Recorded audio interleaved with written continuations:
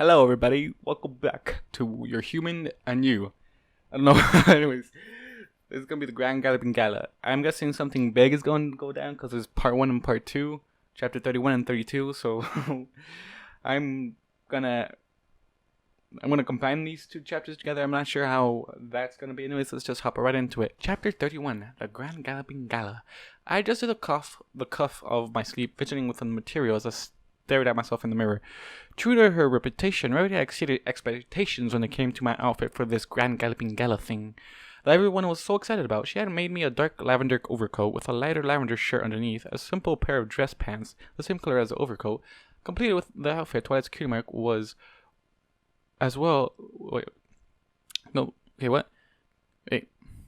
A simple pair of dress pants, the same color as overcoat, completed the outfit. Twilight's cutie mark was, as with all my clothing, embroidered on the back of the jacket and on the thighs of the dress pants. The only part of the outfit that clashed was my brown sandals, which I wore in order to provide comfort for my feet.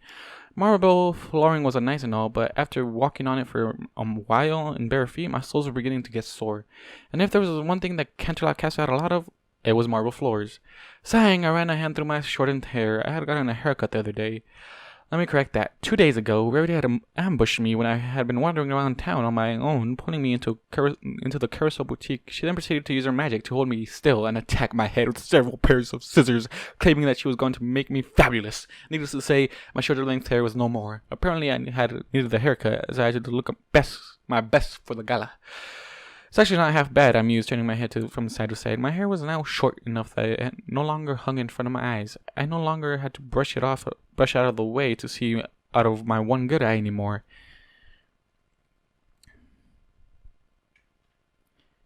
Keeping with the theme that I had to look nice for this event, I had cleaned up my facial hair as well. Instead of shaving off the beard and mustache, I just trimmed them a little. After all, Twilight had said she liked the look, and who was I to deny her what she wanted? That, and I was just too damn lazy to get rid of it. I thought I looked pretty good, all things considered.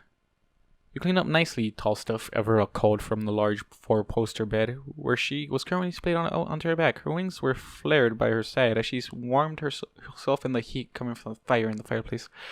Like me, she was too dressed up for the gala. She had on a military dress uniform, the white material contrasting her against her black fur, a patch on either shoulder of the coat before the same symbol she had on her armor the face we had met, a black sun rising out of the horizon, several medals adorning the breast of the coat, polished metal gleaming in the front firelight. Although I'm not sure you have enough of Princess Sparkle's cutie mark on you, she snickered as she looked up. Although I'm not sure you have enough of Princess Sparkle's cutie mark on you, she snickered as she looked at me upside down, her head hung over the edge of the mattress. I just glided over my shoulder, sticking out my tongue at the mirror. We, Twilight, the girls, Ebony, Rose, Aurora, and I, had arrived at Canterlot Castle early yesterday so that Twilight could meet up with other princesses to discuss the gala. Twilight said that she wasn't expected to do anything during the gala, but she still wanted to make sure that everything was running smoothly. The only one who wasn't with us was Primrose, who had stayed behind in Ponyville to look after the library, and Spike, who was staying behind to have a sleepover with the Cutie Mark Crusaders. As I returned my attention to the full-length mirror, bells began chiming in the distance, tolling out 8 o'clock. Well, it looks like it's almost time, Aurora groaned as she pulled herself up into a seated position. She ran a hoof over her red mane, making sure that it was still done up in a bun. Satisfied her mane hadn't been messed up, she jumped off the bed, turned, and trotted towards the door. We better go meet the others before they get upset. You know how Sparkle likes to keep a schedule. I nodded, glancing over myself one last time in the mirror. Satisfied, I turned and followed the Pegasus, closing the door behind me as I stepped out in the hallway. I don't want to run into blue blood. That's the only thing I don't want to right now. Ever since we had arrived yesterday, the entire castle had been a beehive of activity. The staff had worked hard to make sure that everything was going to be perfect for the gala. Decorations littered the hall, banners and streamers of dark blues and violets, as well as midnight black, were thrown practically everywhere. It could only really be described as organized chaos. I glanced out the window as we traversed down the hall. It was a beautiful night. A thin layer of clouds hung in the sky, promising snow later on. Through the holes in the cloud cover, the tens of thousands of stars shone down upon the castle. Even the moon seemed bigger and brighter than usual. You excited for tonight, tall stuff? Aurora asked as we walked. Not so much excited as nervous, I replied. They started to chuckle from the Pegasus. There's nothing to be nervous about, she said, bumping me with her flank. It's a party. Try to relax and have fun. That's easy for you to say. You don't have mares trying to get you into your pants. You still going on about that? Aurora asked, smirking up at me. So one of the servants tried to seduce you into one of the broom closets. Big deal. It's not like she was trying that hard. I gave her a deadpan look. She about ripped my pants off. Hey, I stopped her in time, didn't I? Aurora said indignantly, placing a hoof on her chest. You were laughing your flank off, I signed, growling at the Pegasus. That's what scared her away. Yeah, well, it worked, didn't it? Aurora snickered, the memory still bringing tears to her eyes. Besides, the look on your face was priceless. I just grumbled as we approached the end of the hallway and reached the stairs. As Aurora and I descended the stairs, I could see ponies putting the finishing touches on the decorations. I wouldn't worry too much about a pony trying to seduce you at the gala, Aurora said, after she got her laughter under control. It's a public event, so that should dissuade most fanciers from doing anything, although there is always those strange few, she muttered, chewing on her lip as she walked. I really don't think you'll have a problem tonight. Your friends are here, as are your guards, and 3 princesses. You'll be just fine. Yeah, I doubt that. I doubt that, Aurora. Besides, she added, frowning slightly, I think that maid was in heat. If you say so, I signed, chewing on the inside of my cheek. I dropped the topic, however, and we walked in silence down the remainder of the stairs.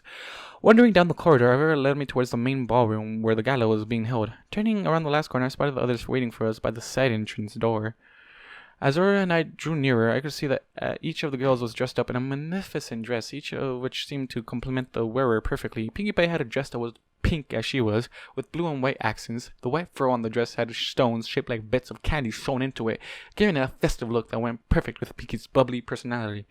Fluttershy's dress was a lovely green with flowers sewn into the material, giving it a very natural look. The front of the dress made it look like she had several butterflies perched on her chest, and she even had butterfly earrings. Her pink mane was brushed, and had several white and blue flowers scattered through it. Her whole appearance reminded me of the description of a nymph or elf. Rainbow's outfit looked like something out of Greek mythology. Her dress was as prismatic as she was, each color of the rainbow flowing down the fabric only to end in a frill that looked like it was made of cloud. She wore what could only be described as Roman sandals on her front hooves. Her normally messy mane had been brushed and styled, causing her to look nothing like the tomboyish mare I was used to.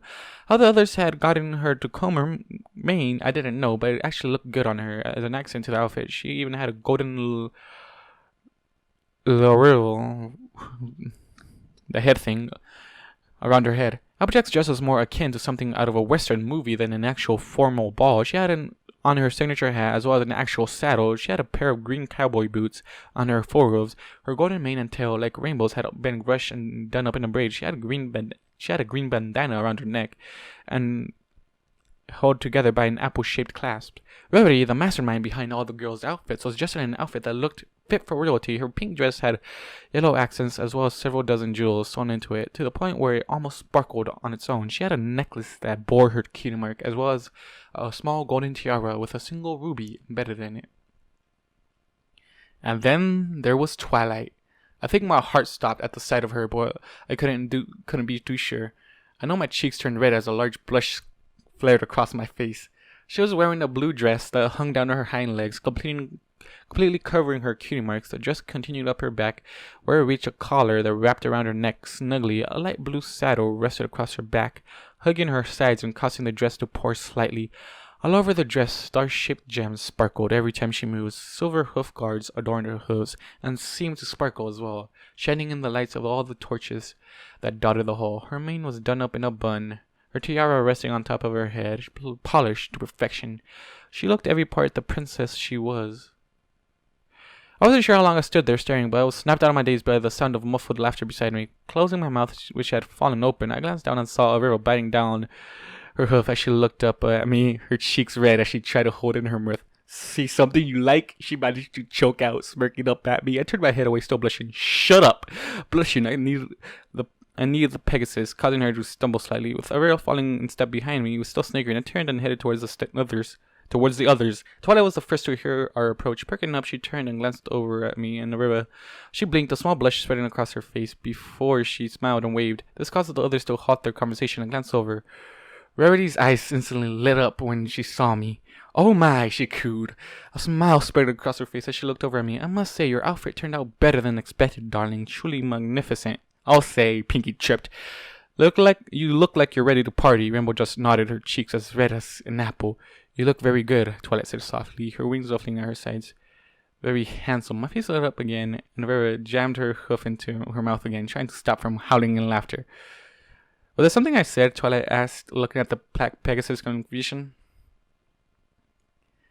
No, I replied, shaking my hand in annoyance. She's just being stupid. As Vera slowly composed herself, the ballroom's door swung open and Ebony slipped out. Like her companion, Ebony was also wearing a military dress uniform, only instead of the rising sun, the patches on her shoulders bore a symbol of a fireball with the silhouette of a unicorn's head inside. Her pink mane was pulled back with a white headband that matched her uniform.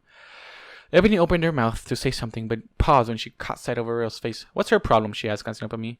The usual. She's being stupid, I responded, giving Ebony a deadpan look. Ah, she said, nodding her head before returning her attention to Twilight.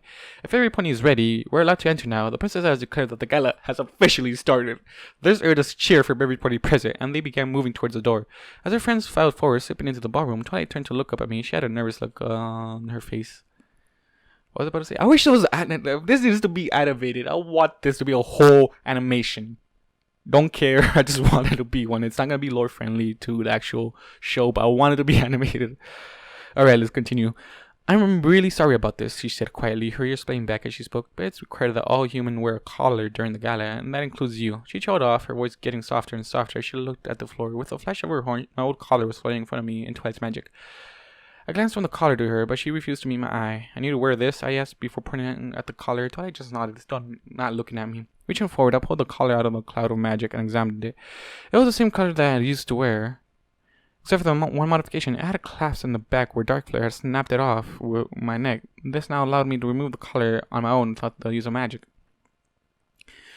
Studying the collar for a few more seconds, I just shrugged before reaching up and securing the collar around my neck. If it snugly into place as... Wait, what? Okay, where am I? Studying the collar for a few more seconds, I just shrugged before reaching up and securing the collar around my neck. It fit snugly into place as she clasped as it... Okay, not she. As the clasp clicked. You don't mind? Twilight asked, looking up at me as I adjusted the collar. Why would you mind? I wore this thing for 5 months straight with no problem. I smiled down at her. I don't think a single night will be a big deal.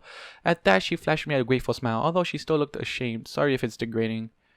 Just don't make me do any tricks and we'll be fine. Twilight chuckled before turning and heading towards the door to the ballroom. One last tug on the collar and I followed behind her. The door swung open and my owner and I stepped into the ballroom. As we stepped through the doorway, I couldn't help but feel like we had stepped into a different world entirely. Dark blue banners hung from the high ceiling emblazoned with Luna's cutie mark. Lanterns floated high in the air, flickering slightly, looking almost like stars glowing in the blackness. Blue torches dotted the wall, giving the entire room a cool, calming feel to it. A thin layer of fog covered the floor, giving the whole room a supernatural feel. The ballroom... Wait, Luna's in charge of this. I just remembered that. The ballroom was full of ponies, clad in elegant... No, I just realized that one pony that was kind of talking to Luna about some things. He's Discord, or is being manipulated by Discord. Oh no, don't tell me that chessboard is that cursed one. That cursed one. No! Pieces are fitting together in my mind right now. This is bad. What? No! Ah, damn it. Anyways, as we stepped through the doorway, I couldn't help but feel like we had stepped into a different world entirely. Dark blue banners hung from the high ceiling, emblazoned with Luna's cutie mark. Lanterns floated high in the air, flickering slightly, looking almost like stars glowing in the blackness. Blue torches dotted the wall, giving the entire room a cool, calming feel to it. A thin layer of fog covered the floor, giving the whole room a supernatural feel. The ballroom was full of ponies, clad in elegant dresses and suits. The other girls had already merged with the crowd, heading off to do what they wanted. A gentle murmur filled the air as ponies talked with one another. Humans also dotted the crowd, standing by their owners and glancing around with an interest. They were dressed in clothing, although none of them seemed to be as classy as I was. A human nearby gave me a curious look before returning and stretching back to his owner, who was slowly feeding him some food she had gotten from the buffet table. Twilight looked around the large room, a small smile on her face. I just stood there, frozen. There's so many humans here, I thought. So many humans. Where am I? There's so many unicorns here, I thought, my heart rate slowly increasing. Ponies were coming and going through a set of doors on the other side of the room, wandering here and there as they socialized. As I watched, my right eye twitched, and I had to clench my fist in order to stop my arm from trembling. Well, yeah, it's Canterlot.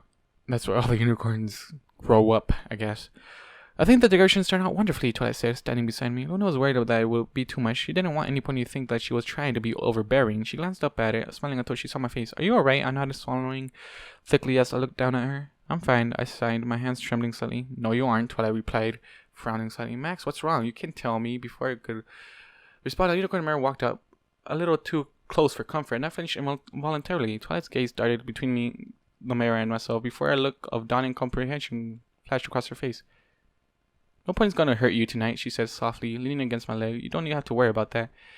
Yeah, came up a voice from behind us, glancing over my shoulder. I saw Ebony standing several feet away, smiling at me. We got your back, Max. Just relax, have a good time. I won't deal with any pony who tries to give you trouble. I nodded, licking my lips nervously as I returned my attention to the crowd. Eyeing the mass of ponies, Twilight sighed, shaking her head with a small smile on her face. Tell you what, let's do something calming first to get you comfortable, she said. What do you have in mind? Twilight looked away, her ears splaying backwards as a blush spread across her face. The text is so small, but I can read it. We could always dance, she whispered, doing her best Fluttershy expression. What?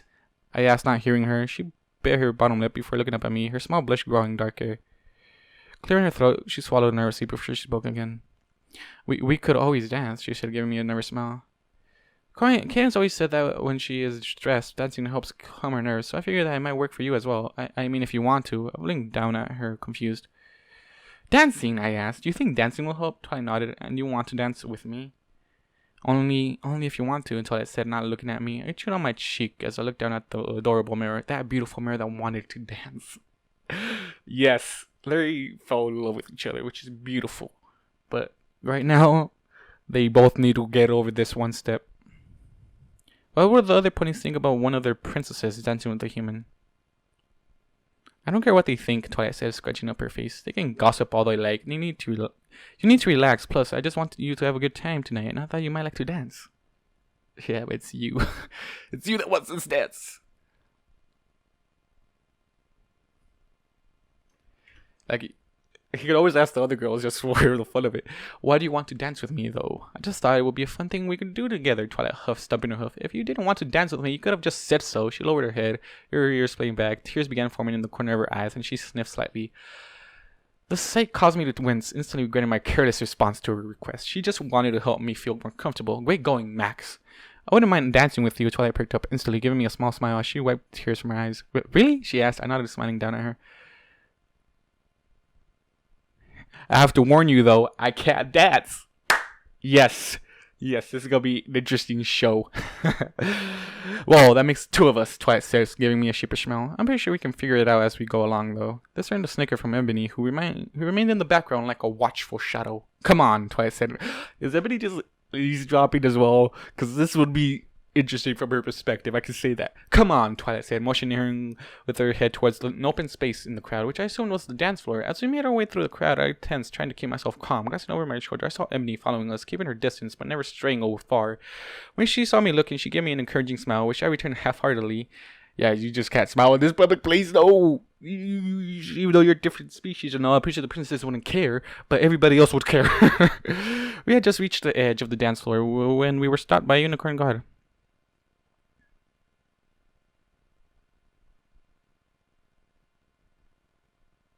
Oh no. We had just reached the edge of the dance floor when we were stopped by a unicorn guard. I'm sorry, miss, but no human allowed out on the dance floor, he said, blocking us with a hoof. Twilight looked at him in shock. What? Why not? From past experience, we learned that some humans confuse the dancing with a mating ritual in order to prevent embarrassing or inappropriate situations. There are no humans allowed on the dance floor. You can't be serious, Twilight muttered darkly before glaring at the guard. Can't you just make an exception for us? I am a princess after all. The guard just shook his head. Nope. This is the thing. The author needs to be like shaking his head which way, because I feel like he's saying yes or no, but he needs to put like he shook his head. Like I don't know who, but that's a no. Sorry, Your Highness, but no exceptions, he said, expression unchanged. By order of Princess Esther, if you have any issues with that, take it up with her. I'll do just that, Twilight growled before storming off in search of Celestia. I made to follow her, but my path was blocked as a group of ponies moved onto the dance floor. By the time the path was clear again, I had lost sight of Twilight in the crowd. I could feel my heart rate slowly beginning to rise again. Don't panic, I told myself, trying to keep my breathing steadily. You still have Ebony with you. I turned to glance at the unicorn, but she wasn't behind me anymore. I inhaled sharply. head darting around as I looked for her, but just like Twilight before her, the mare had disappeared. As I slowly began to panic, only one word came to mind. Fuck! Twilight's perspective. Let's go. Even in this crowded environment, it didn't take me long to find Princess Celestia. She was standing off to the side of the ballroom, sipping at a glass of champagne, nodding at nobles who greeted her. She didn't engage any of them in conversation, however, simply smiling and nodding whenever some pony tried to talk to her. Dressed in her normal royal attire, she actually looked a little bored as her eye drifted over the sea of ponies in front of her. She perked up when she saw me approaching, a small smile touching her face. "Ah, Twilight," she said as I drew nearer. "It's good to see you again, my faithful student. I do hope you are having a good time so far tonight. Luna put so much work into the gala that she has barely slept for the past few days." I said curtly, stopping in front of the princess. Making anger had slowly died down, and now I was just slightly annoyed at the inconvenience. That is until a guard informed me that my human wasn't allowed onto the dance floor with me. "Ah, I see," Princess just said, taking another sip of her champagne, her smile never wavering. "He said that to talk with you about making an exception for Max." I continued, ruffling my wings slightly. "So if you could please give him permission, we can get back to enjoying the gala." Princess Celestia closed her eyes, sipping again at her glass. I waited patiently for her to swallow at the champagne. Lowering her glass, she opened her eyes again and looked at me. "No," I blinked, scratching up my face slightly in confusion. "What?" I asked. "Sure." "What?" I asked, sure that I had misheard her. "No," she repeated, her smile turning and said, "I'm sorry, Twilight. I surely am, but I cannot make an extension for Max." "Why not?" I asked, trying to keep myself calm. There had to be a sound reason behind her answer. "Because if I allow you to take your human out onto the dance floor, I will have to allow others to do so as well. You know how the nobles get with this sort of thing, and I would rather like to avoid confrontation tonight." "Yeah, but you can't say that. But Max isn't a Christian human. I know that, This is Twilight. "But Max isn't a Christian human. I know that, Twilight," the princess said, interrupting me. "But others don't, and I'm afraid that to them, if I let one human onto the dance floor, I have to let all of them, regardless of how intelligent some of them might be. But I tried to think of anything that might change your mind, but I couldn't." Lowered my head, defeated. "However," Princess Celestia continued, causing me to perk up, "that doesn't mean that you can't take him out to the gardens. I hear that they are quite lovely to dance in." "The gardens?" I asked, scrunching up my face. "But it's winter. It's cold and snowy out there, isn't it?" "It would be," the princess replied, smirking as she took another sip of champagne, "if it weren't for the fact that Luna and I placed a heating spell over the area for the night. They should keep back the chill, don't you think?" "I guess that could work," I said slowly, chewing on my lip. "Speaking of the human, where is he?" Princess still asked, looking around. "I would have thought he was going to be hanging out with you this evening." "Of course he is," I said, waving the hoof behind me. "He's right here." I froze as I glanced behind me. Max was nowhere in sight. "What?" "But he was right behind me." Where could he have gotten off to? I suddenly realized that in my haste to find the princess, I had lost track of Max. Ears spinning backwards, my ears darted around the crowd, searching for my human, but I couldn't see him anywhere. Glancing back at the princess, I gave her a sheepish smile. "I'll just go find him." Turning, I hurried off into the crowd. "How the heck did you forget about your human, you silly pony?" Working my way around the other ponies, I searched around for any signs of Max. I spotted Fluttershy hovering in the corner of the room, smiling as she held a whispered conversation with Philomena. Princess Celestia's phoenix, Rainbow, was chatting animatedly with a few wonderboats that had come, gesturing with her hooves as she regaled them with one of her tales. Rarity was discussing business with one of her Canterlot associates, Fancy Pants, I think his name was. Applejack and Pinky were at a buffet table, sampling the different foods that covered the long table. "Twilight, please find Max. This is bad." No sign of Max anywhere. The only thing that kept me from truly freaking out was the fact that I couldn't find his guards either. Hopefully they're both with him. Stupid Twilight, stupid. You knew he was uncomfortable with all these ponies around. You should have kept a better eye on him. "Hey, Applejack! Pinkie Pie!" I called out, trotting towards the buffet table and my friends located there. Have either of you seen Max around here?" Pinkie tried to answer, but her mouth was crammed full of cake. It was impossible to make out what she was saying. Applejack gave Pinkie a debating look, slowly shaking her head, turning to look at me. She gave me an apologetic look. "Sorry, Sugar Cube. We haven't seen hide nor hair of him in a while." "Are you sure?" I asked, chewing on my lip nervously. "Sure as sugar," Applejack nodded. "Don't worry. If I see him, I'll send him your way." "Thanks, Applejack," I said before slipping back into the crowd. I was able to traverse the crowd easily. Luckily, most of the snobbish nobles didn't want to speak to me, so I wasn't stopped as I crossed the room in search of my human. After several minutes of searching, I still hadn't located either Max nor his guards. Reaching the far end of the room, I climbed up a couple of steps to get a better vantage point. Glancing around the room, I ruffled my wings nervously. I hope I can find him before something bad happens, or some pony bad finds him. Well, well, well, a voice spoke up behind me. What do we have here? Scratch that, I growled under my breath, my ears splitting back. Some pony bad found me. Slowly, with great trepidation, I turned to face the unwelcome sight behind me. Hello, Silverstein. Behind me stood a white unicorn dressed in a black suit. His red mane was slicked back with copious amount of what could be grease. The expression he bore on his face gave him the appearance of looking down on most ponies, a typical expression for any noble of Canterlot. Now, Silverstream said, a smug smile on his face. Is that any way to greet a friend? I didn't realize we were friends, I said coldly, taking a step back. You wound me with your words, Princess Sparkle, he said, placing a hoof over his chest in mock distress. I resisted the urge to growl, gritting my teeth in annoyance. Silverstream was one of the reasons I had been glad Princess Celestia had sent me back to Ponyville. Scratch that, he was one of the main reasons. I don't have time for this. I have to find Max. Do you mind? I'm rather busy, I said to him with a frown, slowly backing back down the stairs.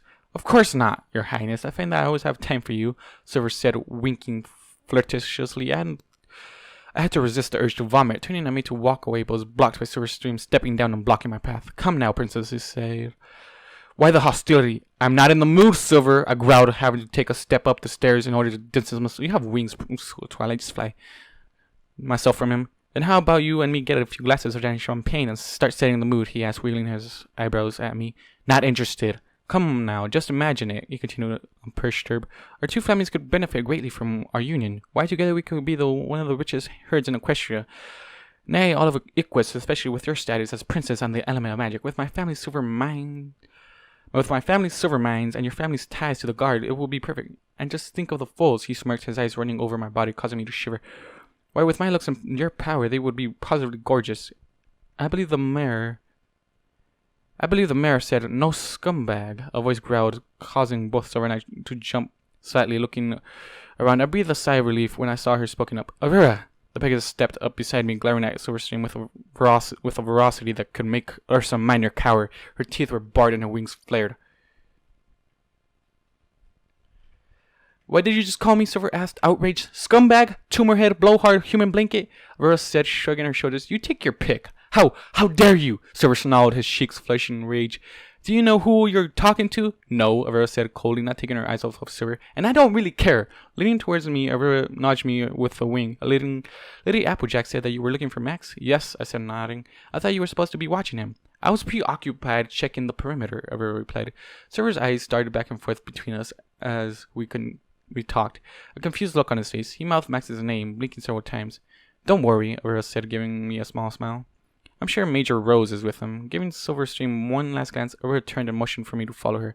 Come on, let's go find your human. Giving the Pegasus a grateful smile, I turned, followed her into the crowd, leaving Silverstream standing on the steps, sitting in anger. A human? I heard him mutter as I walked away. A human? Thanks, Avira, I said as the Pegasus shouldered her way through the crowd. No problem, she said, looking back and giving me a smug grin. You look like you were about to smack him out anyways, so I thought I'd intervene before you did something you would regret. You have no idea, I muttered under my breath. I thought I'd seen the last of him ages ago. Looking around the sea of ponies and humans around us, I asked, do you have any clue where Max might be? I've been from one side of the ballroom to the other, and I haven't seen him. No clue, Avira said, shaking her head, but I'm sure that wherever he is, he's doing something weird or stupid. Okay, Avira, what makes you judge that? The music. Okay, this is Max. The music. It was beautiful. How a group of ponies who had hooves instead of hands could create such wondrous sound with instruments clearly designed with hands in mind. I had no idea, but it was beautiful nonetheless. The cellist was the most impressive in my humble opinion. The way she held her instrument. The celloist. Octavia. He's talking about Octavia. I don't know how to say her profession better. The way she held her instrument, the way she played with such conviction, such devotion, it was like watching a master at work. At that, nothing compared to the music that she played. Oh, to describe it in mortal words would not do any justice whatsoever. The beginning was simple, almost comic, just a pulse, piano and bass at horn, like a rusty music box, and suddenly, high above it, a harp, a single note, hanging there unwavering until the cello took over and sweetened it into a phrase of such delight and wonder. This was no performing monkey. This musician was playing music like I had never heard before, filled with such longing, such unfulfillable longing and and it made me tremble. It seemed to me that I was hearing the voice of God himself. I had not played my cello in several years, not after graduating from high school, yet this gray pony with blackened mane was bring back that desire, that burning lust to bow to strings and bring forth the symphonies I had been taught in school as a boy, to put my heart and soul into my instrument, so that the world might feel just a sliver of what I was feeling. She was a conductor of souls, and I was but a lowly observer. I did not deserve to be in her presence, let alone listen to the music which she crafted. Hey, Octavia, don't look now, but I think you have an admirer. At her companion's remark, the grey cellist cracked her eye open, glancing down at me as she continued to play. From her place on the stage, she was just barely a foot taller than me, and that was with her standing on her back hooves to hold her cello. Wonder what he wants, the pianist said softly as he turned the page to music. He seems quite content to just listen at the moment, the harpist said, smiling softly as she continued plucking the strings of her harp. As her eyes landed on my collar, they widened and her smile grew. Wait, what? As her eyes landed on my collar, they widened and her smile grew. It appears he belongs to Princess Sparkle. That's nice. Look at that, Octavia, the pianist said with a smirk. The human of royalty likes you. What an honor. This earned a chuckle from the other musician. The cellist Octavia just continued to stare at me for several more seconds before a small smile touched her face and she closed her eye again. The song slowly came to an end, and there was a brief pause before the band began its next piece. I huffed, chuckling softly to myself as I turned and headed back through the crowd. After I had become separated from Twilight and my guards, I about had a mental breakdown surrounded by all those unicorns. That was until the music had started. I guess what they say is true. I thought with a smirk as I slipped between a group of humans. Music soothes the savage beast. Sighing, I heavily glanced around the crowd, eyeing the many unicorns. I've got to find Twilight. Standing on the tiptoe, I scanned the crowd carefully, but no sign of Twilight. As I fell back off the tips of my toes, someone was tapped me on my shoulders, causing me to jump. Whipping around, I breathed a sigh of relief when I saw Luna standing there. She was wearing a black chest plate, a white crescent. Why is she wearing a chest plate? Is she armored up for some reason? What? She was wearing a black chest plate, a white crescent moon glowing softly on the surface. She had a blouse-like article of clothing underneath her chest plate, the dark blue material sparkling in a similar manner as her mane and tail. Her hoof covers were black as well, a layer of dark blue cloth running from the covers up to her knees, trailing off into smoke-like substance. Her black crown, perfectly polished, was perched just above her long horns, shining dimly in the light of blue torches. Two of her guards were positioned just behind her, their lavender-colored armor gleaming softly in the low light. Both had dark gray coats and black manes. Their tufted ears reminded me vaguely of Primrose. A quick glance to their sides confirmed that they also had bat-like wings. Both guards were staring straight ahead, their cat-like eyes narrowed slightly. I noticed that one of them appeared to have an eye patch over his left eye.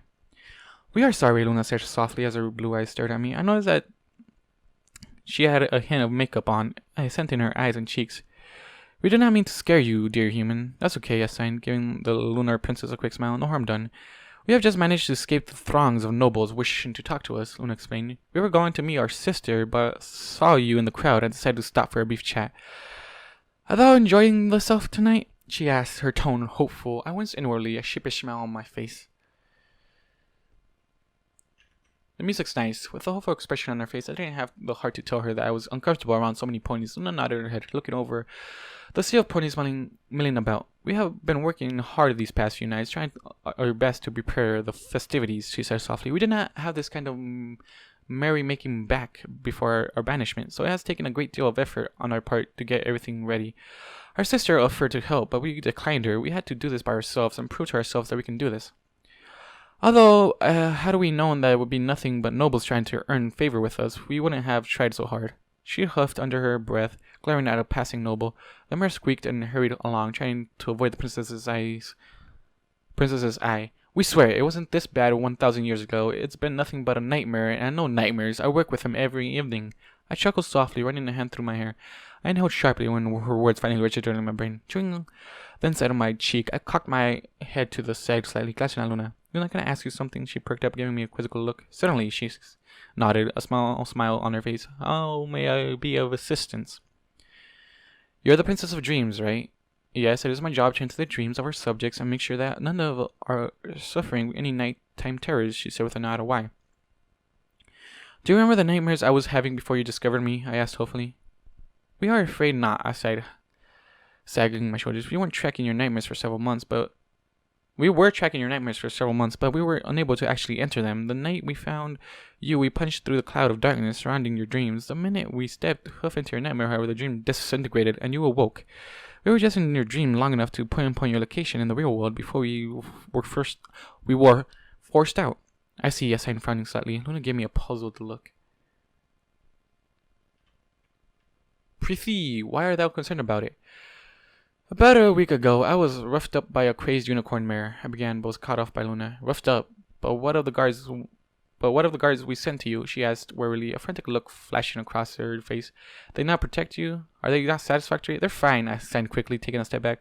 We just got surprised is all. This seemed to calm Luna down. She took a deep breath, nodding slowly. Sorry, she breathed. We apologize for the interruption. We were just worried. We assigned the guards to look after you. They are supposed to be the best of the best we have to offer. And to hear that you were attacked while under their watch was very disconcerting. It makes you feel better. I don't think they were even If it makes you feel better, I don't think they were even there for 5 minutes before it happened. Do you wish to return them? Luna asked. Her eyes flamed back. I shook my head quickly, smirking slightly. No, I'm not done testing them out yet, Luna snorted, a smile flashing across her face. We see, she said before sobbing. We are sorry for getting off topic. You were saying? I was roughed up by a crazed mare who seemed to have a thing for humans. She seemed to have a screw loose as well. Anyway, seeing that she was an escapee from a mental hospital, I didn't think much of her. What does this have to do with your nightmares? Luna interrupted, nodding at a passing noble, a small frown on her face. That's the part that bothers me, I said, scratch on my face. Before she attacked me, she started spouting what some might consider rubbish. But you don't think the same, do you? I shook my head. No. And why is that? Luna asked, ruffling her wings as she cocked her head to the side. Because she was describing the things that happened in the nightmares, I said, giving Luna a blunt look, her eyes widened in surprise, her wings flaring slightly. Have thou told anybody about your nightmares? She asked. No, I replied, shaking my head. I've told no one. What exactly does this mare say to you? Luna asked, her eyes narrowing. As quickly as I could, I explained to Luna my dream of the statues, as well as Lyra's words. When I finished, she was looking out at the crowd, a thoughtful look on her face. Eventually, she returned her gaze back to me. We are not sure of how things work on your old world, she began slowly, but here in Equestria, dreams tend to have links to the real world. She frowned before shaking her head. No, that's not correct. It's more like the real world and the dream world is linked. One can affect the other and the other way around. We're not entirely sure what your dream means or if it has a meaning at all. From what we could tell, your nightmares merely stemmed from discord trying to torment you, but if this mare has knowledge of your dreams, that might not be the case anymore. She fell silent, her eyes darting back and forth as she thought. Behind her, the two guards remained motionless, neither one having moved a single muscle during our conversation. We would tell Twilight Sparkle if we were you, Luna said suddenly. She might be able to help uncover this mystery. Perhaps she's come across a mention of something similar to your dreams in her research. Also, she continued, her blue eyes borrowing into mine, we would have you tell Twilight of any more dreams you have that seem weird or unsettling. She can help you figure them out, or at least send a letter to us that we may help as well. Okay, Luna nodding, smiling softly. Excellent, she said, before turning her attention to a point on the far side of the room. Now, if you have nothing else to talk of at this time, we simply must go talk with our sister. I gave Luna a bow of my head, stepping to the side that she might pass. She took several steps past me before stopping and glancing over her shoulder. Pray tell, where are your guards now? She asked, raising an eyebrow. When I gave her a sheepish smile, she sighed and shaking her head and giving me a small smirk. I see. She moved to turn back, but paused, her ear perked up slightly, almost like someone was talking to her. A smile touched her lips as she glanced back at me again. You know, she said, a teasing tone in her voice. The gardens are lovely this time of year. We placed a healing spell upon it this evening so the snow and cold shouldn't be a problem. She gave me a playful wink, her smile growing slightly. Might be worth checking out. With that, she turned and slipped off into the crowd. Her two guards followed silently behind her like twin shadows. I stared after the lunar princess, blinking occasionally. What was she implying? Glancing towards the double doors that led to the gardens, I scratched my chin, thinking, well, it might be better than being in here. I mused, chewing on my bottom lip. Might as well give it a try. Who knows? Maybe I'll find Fluttershy out there, and that would be better than being on my own with all these unicorns. Making up my mind, I just turned to head towards the gardens when another voice spoke up behind me, a voice that chilled my bones and instantly set my heart rate skyrocketing. Hello, hello, the voice said, dripping with smugness. This is an unexpected surprise. Slowly my heart racing into my throat. I turned to look behind me. My pupils shrank as my fears were confirmed. Oh, hell no! Blue blood smirked up at me, an angry glint, a hungry glint in his eyes. In his ice blue eyes. He had on a white tuxedo that seemed to blend perfectly with his coat. His blonde mane was slicked back, falling down over his shoulders. He gave me a predatory smile. His teeth showed as he stepped forward. And here I thought this night would be uneventful, he purred. This is a stroke of good fortune, isn't it? Now, from my point of view, I thought I'd taken a step back. This just caused Blueblood to chuckle. Now, don't be afraid, he cooed in what I could only assume was supposed to be a seductive manner. You and I are going to have some fun tonight. Like hell we are! Taking another step back, I glanced around at the surrounding ponies, desperately looking over for a friendly face. Such a shame that Princess Twilight Sparkle left you all alone. Blueblood test shaking his head. Oh well, that's no skin off my muzzle. His smirk grew and his horn lit up. I felt something clip onto my collar suddenly, yanking my head down. I reached my hands up in an attempt to remove the collar, but was stopped when something wrapped around my wrist. Blinding my hands together, looking down, I saw to my horror that Blueblood had attached a leash to the collar and had bound my hands with it as well. Panicking, I struggled against the leash, trying to break free. No! No! This should not be happening right now. This is why damn it, Twilight. Why you gotta fucking do this? I see you have some fight in you, Blueblood giggled and actually giggled. Giggled like them feisty. I tried to attract some attention to what was going on, but unfortunately we were far enough to the side of the room that no one seemed to notice. God damn it, I opened my mouth to try and cry out, to make any noise, but another flash of Blueblood's horn and my jaw clicked shut. Come along, you, Blueblood sneered, dragging me through a nearby door and out into an empty hall. I dug my heels, trying to fight back, but Blueblood just increased the amount of magic he was using, causing me to slid down the hallway effortlessly. God damn it, I fucking hate magic. Oh, I can't wait to break you. Oh no, I'm gonna have a bad day here. Oh, I can't wait to break you in, Blueblood said, skipping a step. We're gonna be busy all night long, and possibly until the morning. We had just about reached the end of the corridor when I managed to wiggle my wrists around enough to loosen Alicia's grip around my arms. Ripping a hand free, I pulled it back and smashed my fist straight into the back of Blueblood's head with so satisfying crack. Pain flared up in my knuckles, but I didn't care. He keeled over, instantly yelping in pain as his muscles smashed into the marble floor. Instantly his magic ceased and the leash fell limp. Quickly freeing I ripped the leash off the collar and tossed it to the side. I turned to sprint back down the hallway, planning on fighting Luna again, but it was tackled to the floor by an enraged Bloomer. You horrid beast, he snarled, blood pouring from his busted muzzle and mouth. I could see with some satisfaction that several of his teeth had chipped upon impact to the floor. You dare to attack me? He began, but was interrupted when I brought my fist up again and punched him in the throat. Gagging, he fell backwards, clasping at his throat, his eyes wide, scrabbling to my feet. I took off down the hall. I had only taken a few steps when something wrapped around my ankles, bringing me to the floor again. Rolling over with the ground, I saw a blue aura around my leg, holding me down. You're not going anywhere, you freak! Blueblood hissed, his voice raspy as he struggled to his feet. You'll pay for this, you human, you! His horn lit up with a flick of his head. He sent a burst of energy flying down the hall towards me. I brought my arms up to shield myself, readying myself for the impending attack. The bot drew nearer, causing the air around me to crackle. God damn it. I was into it now. Ominously. Before I could do anything, the burst of energy descended upon me, only to splash harmlessly across a red dome of magic that surrounded me. Both Blueblood and I could only stare at the red dome in shock. I thought you were more intelligent than that, Bluey, a feminine voice spoke up from behind me with the sound of hoofs echoing through the hall. Abducting the personal human of a princess. What the buck were you thinking? Craning my neck backwards, I glanced back at the mare who was walking towards us.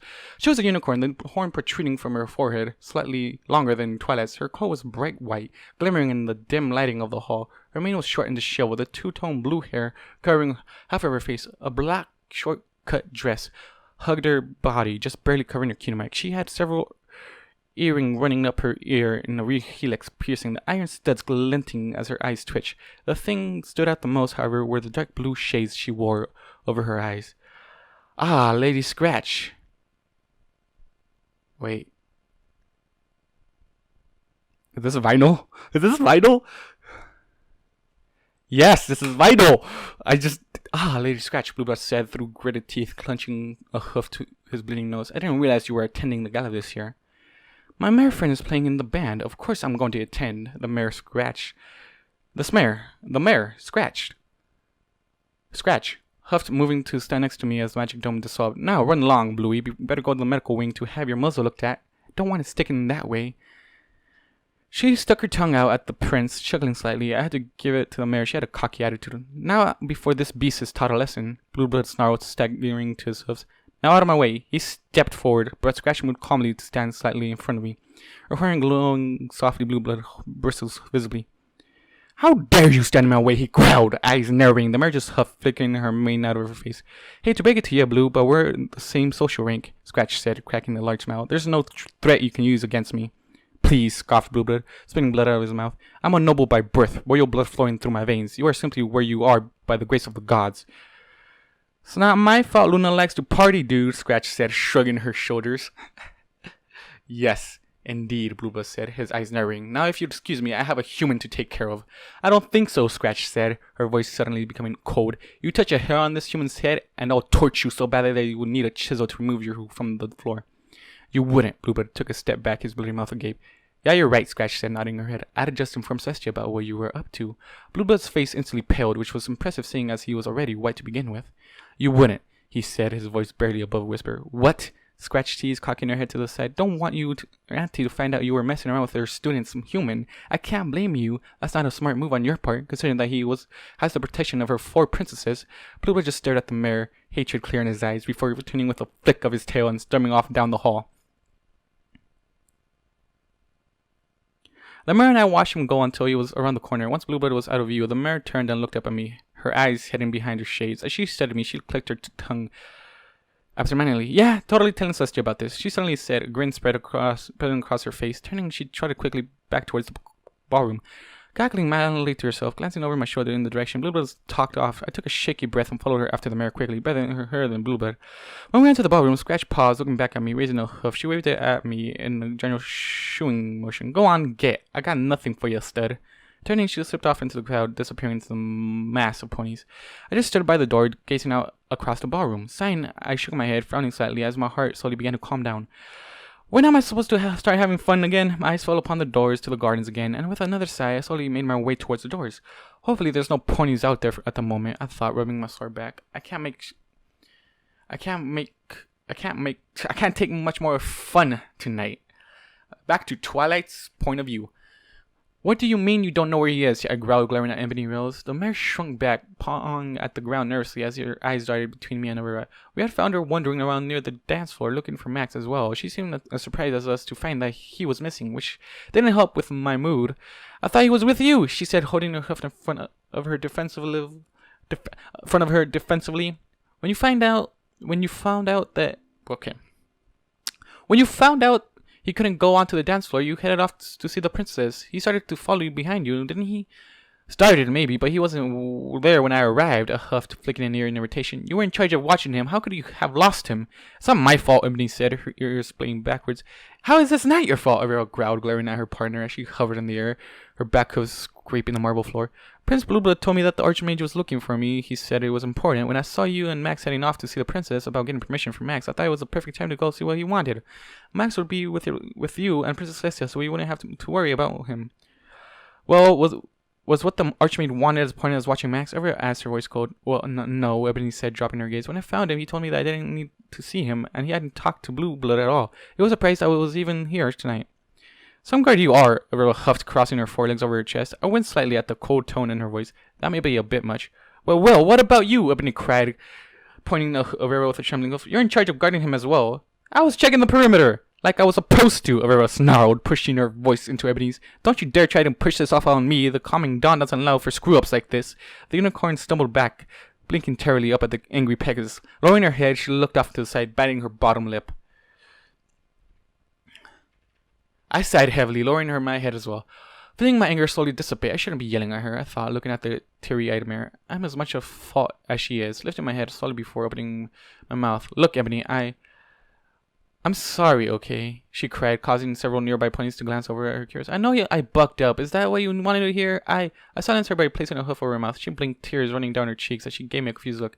You didn't buck up anything, Ebony, I said softly, shaking my head. I'm sorry for yelling at you. This whole thing is just a huge case of miscommunication. I'm nervous about Max, but that doesn't give me the right to take it out on you. I glanced over at Riva, who just continued to hover there, her hoofs crossed. When she caught me looking, she just raised an eyebrow. I ain't apologizing, she hoofed. There was a job that wasn't done here, and it's not my fault. Arriba! I scolded, but was stopped by Ebony. It's fine, she sniffed, wiping the tears from her eyes as I turned back to look at her. She's right, anyways. I was supposed to be looking after Max, and I lost track of him.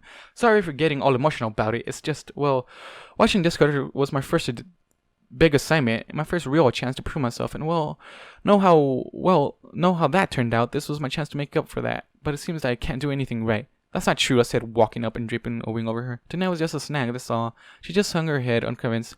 Think, Twilight, think. My eyes fell upon the doors to the gardens. Tell you what, I said, raising my voice slightly. How about we put this all behind us for now, and you two work together and continue to look for Max in here? Okay. Ebony nodded. I just said that really fast. Sorry if you guys could understand it. Ebony nodded, a small smile touching on her face, removing my wing, and I turned and started to trot off into the crowd. And where are you going? Avril called after me, cocking her head to the side. I glanced back over my shoulder at her as I continued to walk away. I'm going to the gardens to look for him. What makes you think he'll be there? The Equus asked, finally uncrossing her legs. I flashed her a quick smirk. It's the only place where there are no ponies to bother him. Dope. Okay, third person perspective, I think? I think it's just third person. I stepped out into the gardens. The first thing I realized was just how quiet it was. The only sound I could hear was that gentle murmur of music that drifted in from the ballroom, filling the gardens with the soothing sound of the band. Despite it being winter, the gardens were surprisingly warm due to the spell the princess placed on the area. I could see... Okay, we're going back to Max. Third person. I could see the snow forming around the edges of the garden as flakes slowly drifted down from the overcast sky, but no snow could be found within the gardens. The gardens were beautiful, full of winter flowers that were full bloom. Flowers of purple, reds, and blues were scattered everywhere, waving in the soft breeze that blew through the hedges and bushes. Blue torches hung from a set of wooden rafters that were suspended out over the garden, providing shelter from the elements, for when the spell wasn't in effect, I believe. Walking slowly down the pathway through the hedges, I made my way towards the fountains. Unlike the statue gardens, the fountain located here was just a simple thing, nothing more than a sea pony blowing a stream of water from her mouth. As I rounded the corner of a hedge, I paused, my heart skipping a beat. There, seated on one of the many benches, was my human. He had Twilight. I don't know who talking. There, seated on one of the many benches, was my human. He had one of his arms resting across the back of the bench, leaning his head onto his hand as he stared out in the fountain, a blank look on his face. I smiled upon seeing Max and made a beeline for him. There you are, he perked up upon hearing my voice. Turning his head to look in my direction, I blinked, the smile dropping as I noticed he had a bruise growing across the side of his jaw. What happened to you? I don't want to talk about it, he sighed. Sighing as he looked back at the fountain, I bit my bottom lip but didn't say anything. Instead, I climbed up onto the bench and sat next to him, my wings fidgeting slightly. Silence descended upon us as we stared out at the fountain, broken only by the sound of the band starting another song. The music was slow, the cello playing out above the instruments. Eventually, I felt the need to speak up. Max, I said, wincing as my voice came out and sounding strained. I want to apologize for how this night has turned out, and for abandoning you at the beginning. I heard him laugh softly beside me. Or Twilight. It's not your fault. But I began, but was silenced when I felt his fingers begin to scratch behind my ear. I felt all the tension slowly leaving my body as his digits dug gently into my head. And I soon found myself unable to stop from leaning into his hand, a happy smile on my face. Ah, that feels wonderful. My ear twitching slightly. I fought to formulate my words, but I wanted you to have a good night tonight. With all the stuff you've been through, that would be a nice change of pace. Instead, I left you all alone in the middle of a room full of nobles. I whined softly as he drew his hand away from my head, already missing the feeling. I don't blame you, he smiled softly at me, wincing slightly due to the bruise on his jaw. But why? I asked, looking up at him, my ears playing backs. I can see from here that you've been injured tonight. I indicated that growing bruise on his jaw, which he reached up and touched gingerly. How can you be so forgiving? Because it's you. How can you be so forgiving? Because it's you. I froze, inhaling sharply as my heart seemed to stop. I could only stare up at my human in shock at what he just said. He was no longer looking at me. Instead, he was gazing out at the fountain, bobbing his head gently to the soft music playing. He hummed along, a small smile on his face. I felt my cheeks beginning to warm up as the words echoed around in my head. Because it's you. I turned my gaze away from him, biting my lip, my mind whirlwind of thoughts. Come on, Twilight, just tell him how you feel. I thought, trying to work up at the courage. Remember how Kaden said, when it comes to love, don't let other points dictate who you can and can't love. Who you can and can't love. Just tell Max how he makes you feel. This is hardly the time for that, I reasoned with myself, frowning slightly. I'm pretty sure that he's not in the mood to deal with my feelings right now. You're both alone, there's music, the atmosphere is perfect. But what if he doesn't like girl? I know you didn't feel it, but he kissed you. Even though it was just a little peck, but he kissed you, okay? And he literally came into terms by himself to dictate that he loves you. And that's just weird, because it's probably a voice in his head, because he doesn't really have a voice to talk to right now. And right now I'm talking to myself, so this makes sense of what I'm saying. You're both alone, there's music, the atmosphere is perfect. But what if he doesn't like me the same? I rubbed my hooves together nervously, mentally fighting with myself. And why does it have to be so hard? Just pretend he's a normal guy, and you're telling your crush what you think about them. Even though he's your pet, technically, so, it's kind of difficult with that aspect, because you gotta see him. I flinched, squeaking when Max returned to scratching behind my ears. I just tell him already. But if he has his eyes on somebody else, my ears drooped slightly, although that didn't stop Max from giving them attention. I know I'm not as physically fit as Applejack and Rainbow, and I'm not good as looking as Rarity or Fluttershy, and I'm not fun like Pinky. Oh, sweet Celestia, Max's fingers had just hit a particularly sensitive patch of nerves, and my left ear was now twitching badly. Please just say it. Please just say it. Please just say it, Twilight. Come on. Just say it. Pushing all my thoughts into the back of my mind, I bite down harder on my lip. Come on, Twilight. You face down Nightmare Moon, Discord, Twice, Queen Chrysalis and her horde of changelings, and King Sombra. You can surely tell Max how you feel. You're a princess of Equestria. For Maker's sake, stop making excuses. Closing my eyes, I took a deep breath to calm my nerves. Slowly opening my eyes, I glanced up at my heart aflutter.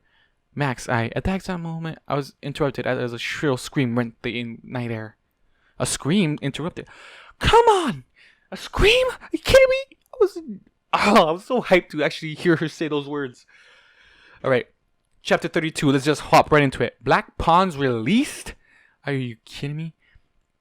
I apologize in advance for the horror you're about to experience. The author gladly says it. Alright, let's see what it is. The scream was still echoing around the gardens as we both leapt out to our hooves, or in Max's case, feet, and I glanced back towards the palace. That sounded like it was coming from the ballroom. Max sighed, his eyes narrowing, his bad eyes seemed to glow eerily in the moonlight as he stared up at the palace. Another scream filled the air, followed by another, then another. Whatever was going on in there, it wasn't good. Then through the screaming of ponies, another sound could be heard. A terrifying shriek like that of a banshee. The very sound sent shivers running down my spine. I immediately recognized it, having heard it before. It was the scream of a human. Beside me, Max's whole body tensed, his muscles coiling under his skin, his jaw clenched, and a soft growl reverberated from deep within his chest. Come on. With that, he was off up the path, heading back towards the double doors that led back into the palace. With a gulp, I took off after him, trying not to trip on the hem of my dress. Why did something have to happen now? I silently asked, trying to fight back my frustration. My ears played back against my head as I ran. I was this close to telling him the truth. Shaking my head, I hurried to catch up with Max. Given your track record, shouldn't you be running away from the screams? I asked as I caught up with him. It seems like whenever there's trouble, you get hurt. He just glanced at me as I continued to thunder down the path, his feet pounding against the dirt road. I do not. Fighting with Rainbow, the Timberwolves, the human fighting ring, the Manticores, I shot him glare, still remembering his stupidity with that little act. That little stunt you pulled on Nightmare Night. Lyra, face it, when there's trouble, you get hurt. It's like you have Derpy's luck, or something like that. Somehow Max managed to huff, even as he ran, tilting his head away from me. Our friends might be in trouble, he replied, not slowing down. There's a reason enough for me to risk it. I smiled slightly at the determined look on his face and shook my head. My dumb, rash human, I thought, a glimmer of pride slowly welling up in my chest. Okay, but don't say I didn't warn you. As we approached the doors, the sound of screams and shrieks grew louder. It was when we reached the doors that I realized that there were several different humans screaming instead of just one. What the hey is going on in there? Pushing a burst of magic through my horn, I grasped the door handles in my magic and flung them open. The screaming instantly grew louder, causing my ears to splay backwards as I winced in pain. As we both stumbled and looking for the source of the screamings, we paused, shocked at what we saw. The entire ballroom was in chaos, ponies running to and fro, terrified looks on their faces. Nobles were shoving and pushing each other, trying to be the first ones to get out of the doors that led to the main part of the castle. Royal guards were trying to keep order, but were having a hard time making themselves heard over the shouts and screams. Lunar's lunar guards were mixed in with the royal guards, their lavender armor standing out against the golden ones. I could see the girls all grouped around Princess Celestia, trying their hardest to get the nobles to calm down, but to no avail. Rainbow and Applejack looked ready to buck somebody's lights out, but were restraining themselves. Fluttershy was hiding behind Rarity, who was using her magic to keep the nobles from trampling them in their panic. A disgusted look on her face. Pinkie Pie just looked hurt and confused, her normally poofy mane hanging limp. Princess Luna was hovering near the center of the room, shouting at the nobles to calm down, but even with the royal Canterlot voice, she could barely be heard above the wailing. And there, amongst all this chaos, was the source of the horrific screams scattered throughout the room. The humans that had been brought with their owners were now laying on the ground, clasping at their throat as they shrieked. Several of them were still on their feet, staggering around, attacking any pony who got too close. Several ponies looked like they had been hurt already. One in particular was laying unconscious on the floor, blood slowly pulling around here. A human laying nearby, a young female with short brown hair, was convulsing on the marble floor, her mouth foaming slightly as she clawed at her throat. A decorated fog, disturbed by her movements, gave the whole thing a horrific look, like something out of a nightmare. What the hey is going on here? I breathed, taking a step back from the flailing human. I glanced up at Max, who was just watching the scene before him with a horrified look on his face, his good eye darting back and forth from human to human. Have you seen anything like this before? Numbly, he shook his head, unable to take his eye off of what was happening. Twilight, a voice called out. I turned to see Ebony running up, a relieved look on her face. Thanks, Lester, you found him. Yeah, he was in the gardens, I said loudly, trying to be heard over the shrieks of the humans. Waving a hoof at the mass of writhing bodies, I asked the unicorn, What's going on? We don't know, Aurora said, slipping down from the ceiling to hover near Max's head. Everything was going fine, and then suddenly a human started freaking out and attacked one of the nobles. She gestured at the motionless pony in the middle of the room. At first we thought it was just reacting to what he thought was a threat, but when the guards tried to escort him and his owner out, he just collapsed. It looked like almost like an advanced infection, but then another human started to do the same thing, and then another, and soon all of them were doing it. Maybe there's something. I started, but was interrupted by a loud gurgling sound coming from right beside me. Starting, I whipped around only to see when I saw the source of the voice. I saw the source of the noise. Max! The human was clenching at his collar, gagging and retching his eyes wide. He struggled to stay on his feet, his whole body convulsing horribly. His tongue rolled from his mouth, drool falling to the floor as he stumbled. A large vein was pulsing on his forehead, looking ready to burst. No. I started pushing magic through my horn to try and protect him, but the instant I did, so a sharp shock ran through my horn, causing the spell to fizzle out. I tried again, but met the same result. A quick glance at Ebony showed that she was having the same problem. What's going on? Aurora moved to help, but Max jerked her away from fighting. Jerked her away from her, fighting to stay standing. He fumbled with his collar, his eyes clenched shut in pain. Finally, his hands found what they were looking for, and with a twist, he wrenched the latch open and tore the collar off, flinging it into the floor. As soon as his neck was free from the collar, Max collapsed to the ground, breathing heavily. I squealed in fright, instantly moving to the side. I breathed a small sigh of relief as he sat up, rubbing at his neck. I moved to nuzzle his side. And he draped an arm around me. I could feel his body trembling, his heart pounding against the inside of his chest. Every so often, his body would spasm weakly. What was that about? I asked him as I rubbed a hoof against his chest, trying to help him come down. Look, Ebony said, pointing a hoof at the now discarded collar. The piece of leather was lying on the floor, blue sparks crackling up and down the length. Every now and then the collar shook slightly as a particular large shock ran through the leather. What the buck? Aurora breathed, scratching up her face in confusion. Reaching down attentively her hoof forward, she pulled it in back sharply with a hiss when a large spark leapt at her. Shaking her head, the Pegasus leapt into the air with a flap of her wings. Hey! She shouted, trying to catch the attention of several nearby lunar guards. When they glanced over at her, she pointed at the sparkling collar. Something's up with their collars! The guards gave her a confused look before their eyes fell upon the sparkling collar. Their eyes lit up with a realization. Get their collars off of them! One of the guards shouted, her gruff voice ringing out through the ballroom. All around the room, lunar and solar guards descended upon the humans, ripping the collars off. Within a couple of minutes, all the humans had stopped thrashing around and were now lying on the ground, gasping for air. By now, all the nobles had cleared out of the ballroom, leaving only the guards and the humans. The only sound that could only be heard was the ragged breathing of the humans, as well as the hoofsteps of the guards. Some owners, one of the lunar guards said, rolling a trembling human onto her side, didn't even stick around to help the humans. It's okay, I murmured, holding onto Max's arm with the wing. Let's get you onto your feet. Emily slid under his other arm, and together we managed to lift him up. He stood with a groan, sagging against me slightly on an unsteady feet, sighing heavily. Max rubbed his neck, a pain expression on his face. I felt a twinge in my heart at seeing him in pain. We're still Twilight.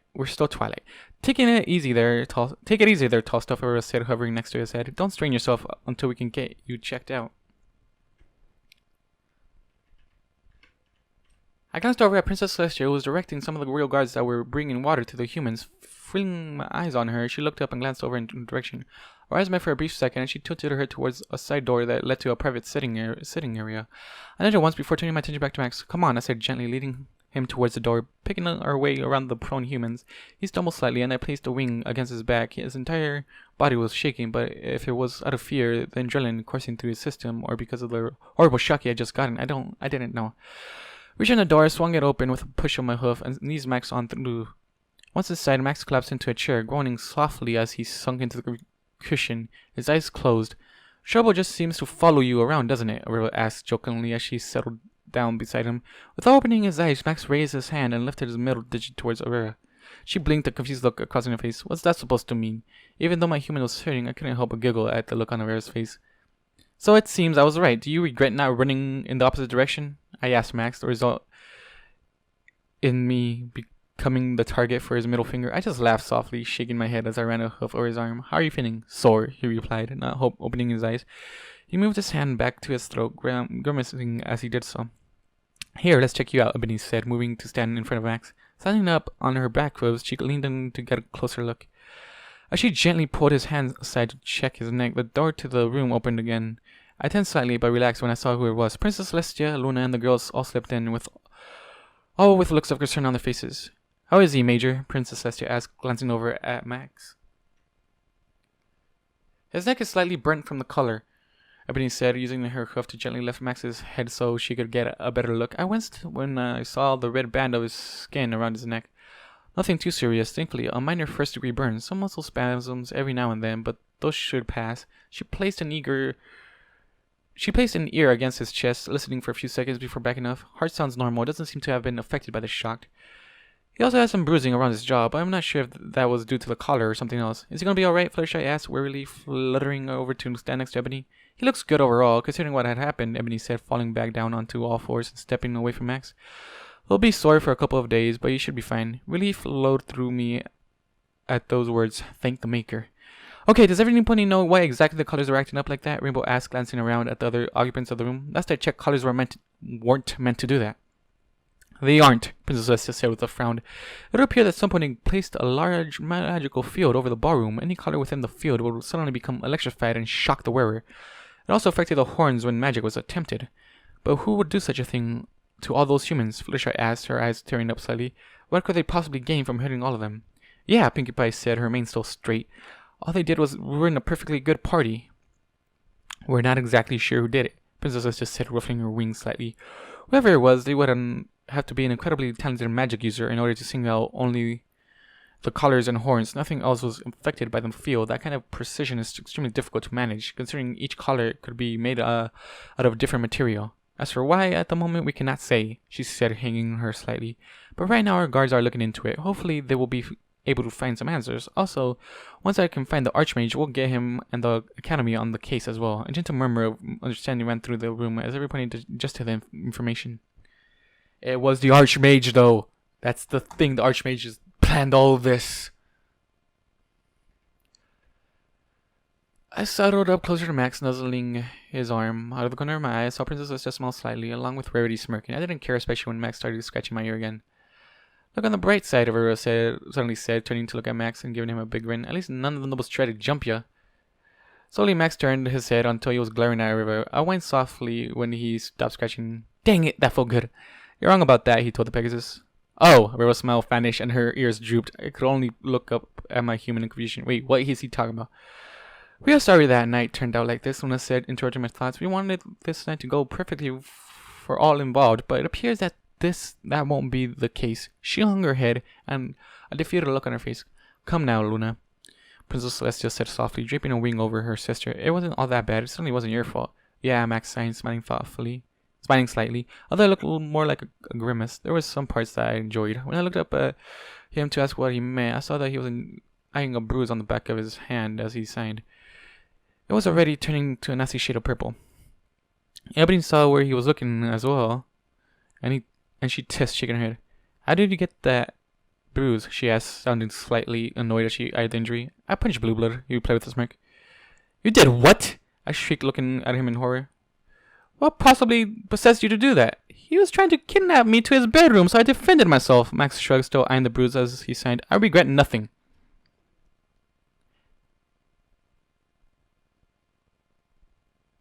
Wait, where am I? Damn it, I lost my point. It was getting interesting. Okay, where am I? Damn it. Okay. I tried to formulate words, but was unable to. The very thought that Max had been in trouble when he was by himself upset me greatly. You just had to abandon him, didn't you, Twilight? You could have paid closer attention to him, you stupid mare. Someone you want to fill us in? Rainbow huffed, crossing her forelegs in front of her chest. Max punched Blueblood, Ebony deadpan, earning a gasp from the others. Max held up 2 fingers, his smirk growing twice. What? Suddenly, Rarity was right in front of Max, a crazy look in her eyes. Rearing up on her hind legs, she grabbed his face with her hooves, bringing the two of them nose to nose. Max hissed in pain as her hooves hit his bruise. Why? Rarity breathed, staring into his eyes. Why didn't you do that somewhere where I could have seen it? Yes, Rarity, yes. I did hear about that, Princess just said as Ebony and Aurora worked on pulling Rarity off of Max. And I must say that I am thoroughly disgusted by my nephew's actions. Turning to look at Max, who was now eyeing Rarity with a wary expression, Princess Lister gave him an apologetic look. I cannot express how sorry I am for what happened. I realize he has an unhealthy fascination with you, but I didn't think it would go as far as kidnapping. Had I known that he was going to try something like that tonight, I would have had him locked in his room for the evening. Needless to say, there will be repercussions for his actions. He shall be stripped of his rank, as well as half his wealth. I shall be placed under watch. He will not be going anywhere without an escort to make sure he behaves himself. Some pony's been grounded, Rainbow whispered to Applejack, who just snickered behind her hoof. I ignored them, however, instead of focusing on my human. Aurora settled up to him and leaned in close. You're not going to let this stand, are you? She asked in a husher whisper. Max just smirked, nodding his head. Wait, you're not going to let this stand, are you? She asked in a hushed whisper. Max just smirked, nodding his head slightly. You have no idea. He signed softly, trying to not draw attention to himself. I decided that I would have to keep a closer eye on him in the near future. Yeah, Twilight, you have to. Okay? Okay? Because things like that can happen. Half his wealth seems to be letting him off easy, Tia, Luna said, rubbing her chin with a hoof. How about all of it, and we shall put him on a monthly allowance from the royal treasury, just enough for him to live by. He will have to get a job in order to pay for any and all pleasures that he wishes. Very well, the princess said, nodding her head. All of his wealth it is. Lowering her head, she turned her attention back to Max. Is there anything we can do to make it up for you? Max just yawned, scratching the back of his head before he replied. Personally, I just want to get something to eat. Go back to the room and just go to sleep. I think we can arrange that.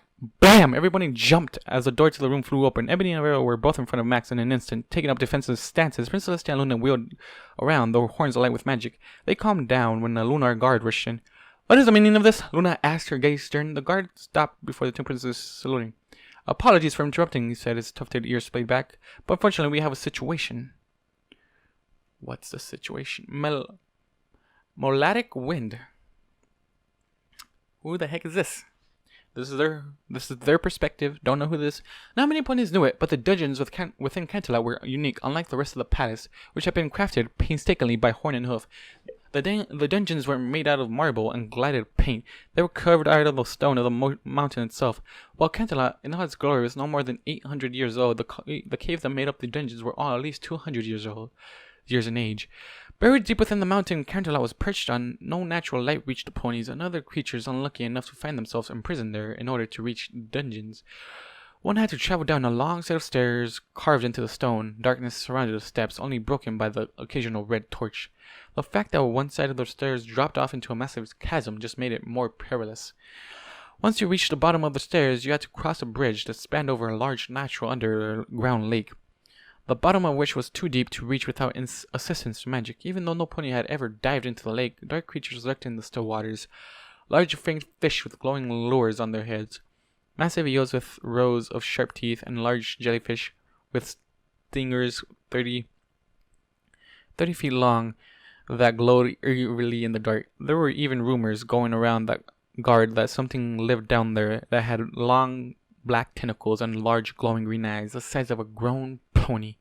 Despite the creatures living in the deep, the cavern in the lake was located and was the sight to behold. Large crystals grew from the walls, evidence of the crystal caverns deep beneath the dungeons. Long stalactites, many of which were 6 or 7 feet in length, hung from the ceiling high overhead, covered in luminescent moss that glowed softly in the darkness, the uneven patches giving the illusion of the night sky. Once you managed to cross the lake, you reached the actual dungeons themselves. Made from several long tunnels, the cells of the dungeons were basically small holes in the rock wall, with iron bars covering the entrance. Each cell contained a small bed, a hole in which to do one's business, and a small light source in the form of a tiny gem embedded into the ceiling of the cell. All that wasn't what made them unique, however. What made them unique was the fact that the entire cave complex had been carved out of the mountain by the humans that had lived there before ponies had arrived to build the large mountainside city. It had been during the building of the palace that the pony construction workers had stumbled upon the humans and their cave. After domesticating the humans, the ponies had taken over the cave system and turned into Canterlot's dungeon. Over the years, hundreds of members of the various universities scattered around Canterlot tried to get a permission to descend into the caves to study the system. Some wanted to explore, some wanted to study a naturally formed human habitat, and some wanted to study the wildlife living within the lake. All were turned down due to the nature of what the caves were being used for. Hundreds of professors, explorers, and spunkers would give their hooves to be able to spend one day in the cavern. However, only the scum of Equestria would ever bear witness to the cave's beauty. The irony of the fact was lost on Corporal Wind. The one night of the month I requested off, and I ended up down here, she grumbled, resting her head on her hoof as she sat on one of the stone platforms surrounding the entrance to the dungeons. Leaning her back against the cavern wall, she gazed out the massive lake with a bored expression on her face. Her spear held loosely in her wing, dangling her back hooves off the edge of the platform. She said heavily, "Figures they planned the gala the same night as my little brother's birthday." She could see it now. Her entire family gathered around the kitchen table, singing happy birthday as her little brother bounced happily in the seat, a large grin plastered on his face, his enthusiasm causing smiles to spread across the table.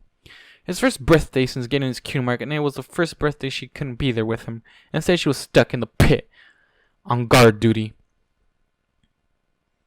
I didn't even get a chance to get him a birthday present yet, Mela huffed, rubbing the bridge of her nose. She had been planning on getting him that Wonderbolt poster he had been eyeing. She had been saving up her bits just for it, but due to the amount of work she had taken on over the past few weeks, she hadn't gotten a chance. Okay, so I'm guessing we're gonna have... I'm getting connected with this character. Okay? I'm not sure how you guys are feeling about it, but I am getting attached to this one. Eyeing the clock just above the entrance to the dungeons, Mela noted that it was currently nearing 10 o'clock right about now. Her brother was probably getting ready for bed, exhausted after all the excitement of the evening.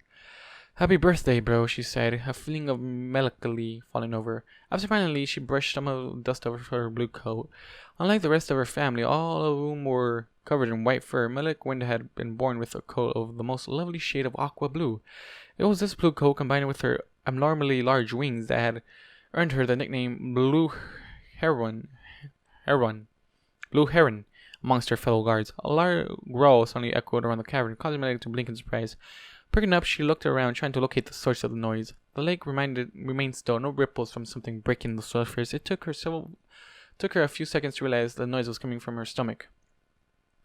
Blushing heavily, she clambered to her hooves, stretching her large wings. She jumped from the platform and drifted down to the floor, alighting gently, flicking her mane out of her face. Melodic turned and trotted into the dungeons, keeping her spear clasped in her wing.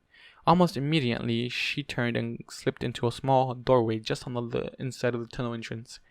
Inside was a small living area and designed to house the guards that were on duty at the time. There was a mini fridge that held different types of food and drink, a small countertop and sink, as well as a cooking stove. A table stood in the center of the room, and a couple of decks of cards thrown across the surface. Remnants of the last poker game played there. A small alcove in the back of the room held several beds, as well as a small bookshelf. This same living space could hold up to four guards comfortably. Tonight, it was just Melodic. Running over to the fridge, Melodic swung the door open and glanced inside. "Figures," she huffed, looking at the sparsely filled shelves. As usual, the boys ate everything and left nothing good for me. Grabbing a small oat cake, she shut the door with a click. Well, it's not as good as a birthday cake, but it'll do. Biting into the stale treat, she turned and headed back out towards her original spot. It's so boring down here, she grumbled, sulking as she exited the tunnels and re-entered the cavern. Why can't anything exciting happen? Well, my dear, a deep voice chuckled from beside her, making the Pegasus jump. Speak of discord, and up he shall walk, Melodic yelped, dropping her oat cake as she spun around. Bring her spear up. Bring her spear. Says you fuck me, she growled, holding a hoof to her chest. She glared at the elderly stallion who emerged from the darkness. How come some pony as old as you be so quiet? The graying unicorn just smirked, his blue eyes dancing with mirth as Melodic lowered her spear. It comes with experience. Experience my right flank, Melodic grumbled, bending down and picking up the fallen oat cake. Brushing it off, she eyed the tree before shrugging it, taking another bite. Meh, she thought, chewing slowly. Tastes about the same. Still chewing, she turned and gave the new stallion a bemused look. So what's the archmage of all ponies doing down here in the pit? Especially with something like the Grand Galloping Gala going on upstairs. Well, it was a toss-up between spending the night with the cold, unfitting scum of Equestria or coming down here and visiting these fine ponies, the archmage said, scratching at his goatee, the smirk still on his face. And you chose down here? Why? Melodic asked, cocking an eyebrow as she tried not to smile. Work, unfortunately. Work? Princess to put me in charge of integrating the unicorns captured in Ponyville. The archmage explained, examining himself with disinterest. Since I've had just about enough of the nobles and their scheming for the night, I decided to get started on it immediately. Better sooner rather than later. Take another bite of the oat cake. Melodic eyed the unicorn before her. Let me get this straight, she said, chewing slowly. Instead of hanging out at the gala, you came down here to see the dangerous prisoners? The archmage nodded. And under the orders of Princess Celestia, you are allowed to see the prisoners whenever. Another nod, swallowing Melodic. Melodic ran her tongue over her teeth as she thought. Got any proof? She asked, cocking her head to the side. The archmage laughed softly, a smile touching his muzzle. Lighting up his horn, he pulled out a scroll of Lighting up his horn, he pulled out a scroll out of a pair of saddlebags across his flank. I believe you'll find this satisfactory, he said, levitating the scroll over to Melodic. Clasping the scroll in her hooves, she unrolled it and quickly skimmed through the content. Reaching the bottom of the scroll, she tapped on the signature, chewing on her bottom lip. Everything seems in order, she said, finally handing the scroll back to the archmage. Reaching a hoof into her armor, she pulled out a large key out of one of her hidden pockets, shoving the rest of the oat cake into her mouth. Melodic turned and headed back into the tunnel. I'll let you in, she called over her shoulder as the archmage followed her, but don't expect them to be as fun as the nobles. I suspect nothing could be as fun as the Canterlot nobles, the archmage chuckled, shaking his head. Walking past the living quarters, Melodic took the stallion deeper into the tunnel, where a massive iron gate rested. Grabbing the padlock in her hoof, she flipped the key into the keyhole and twisted it, unlocking the gate with a click. Grabbing the iron bars in her hoofs, Melodic pulled on the gates, groaning loudly. They swung open slowly, creaking loudly as the rusted hinges moved. Once they were open wide, Melodic motioned for the archmage to enter, slipping in behind him and closing the gate with a loud clank. So, you know which of the bad boys you want to talk to first? She asked, slipping the key back into her armor.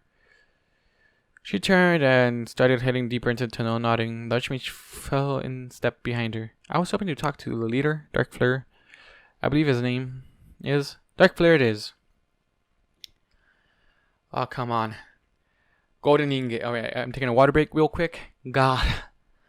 Everything seems crazy. Now we're learning about the bad side of this.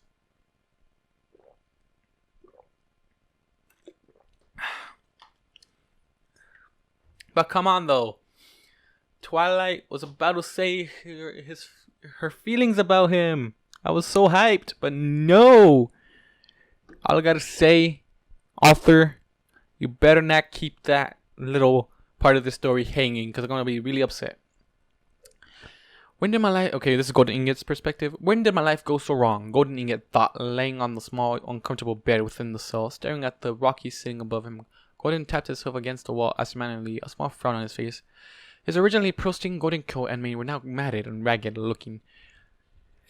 His mane in front of his face in dirty locks. His manicured hooves were now cracked and chipped. he looked nothing like the rich earth pony that had lived in Ponyville only months ago. Stupid unicorns, Inga growled, glaring at the small light gem in the ceiling, which provided his soul with a dim red light. This is all their fault. My life was going perfectly until they started to intervene. Gordon could still remember the first time a unicorn had ruined his life. It was forever burnt into his mind and caused his blood to boil. Born to an influential family in Vancouver, Gordon had been raised by the harbor inside of the ocean and the ships that sailed it. His father, a wealthy earth pony, owned a large fishing company. His mother had passed during his birth, dying from a weak heart, forcing his father to raise him, a family stallion. His father did just that. From an early age, Gordon had been taught how to run the business. Even when going to school, he had even earned his cutie mark working for his father, managing the expenses of the fishing fleet. When Gordon had become a young adult, his father had fallen ill with a rare disease that could be treated only by a doctor in Manhattan. Unable to move his father due to the health concerns, Gordon had sent for the doctor, begging him to come immediately. The unicorn had taken his merry, sweet time responding to Gordon's pleas, and by the time he had arrived in Vancouver, it had all been too late. His father had passed in excruciating pain.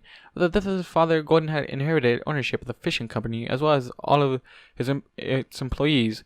For 3 years, Gordon had managed to run the company smoothly and without complications. For 3 years, profit had grown, and everything had been good and stable. For 3 years, Gordon had actually been content, but that all changed when the unicorn had arrived.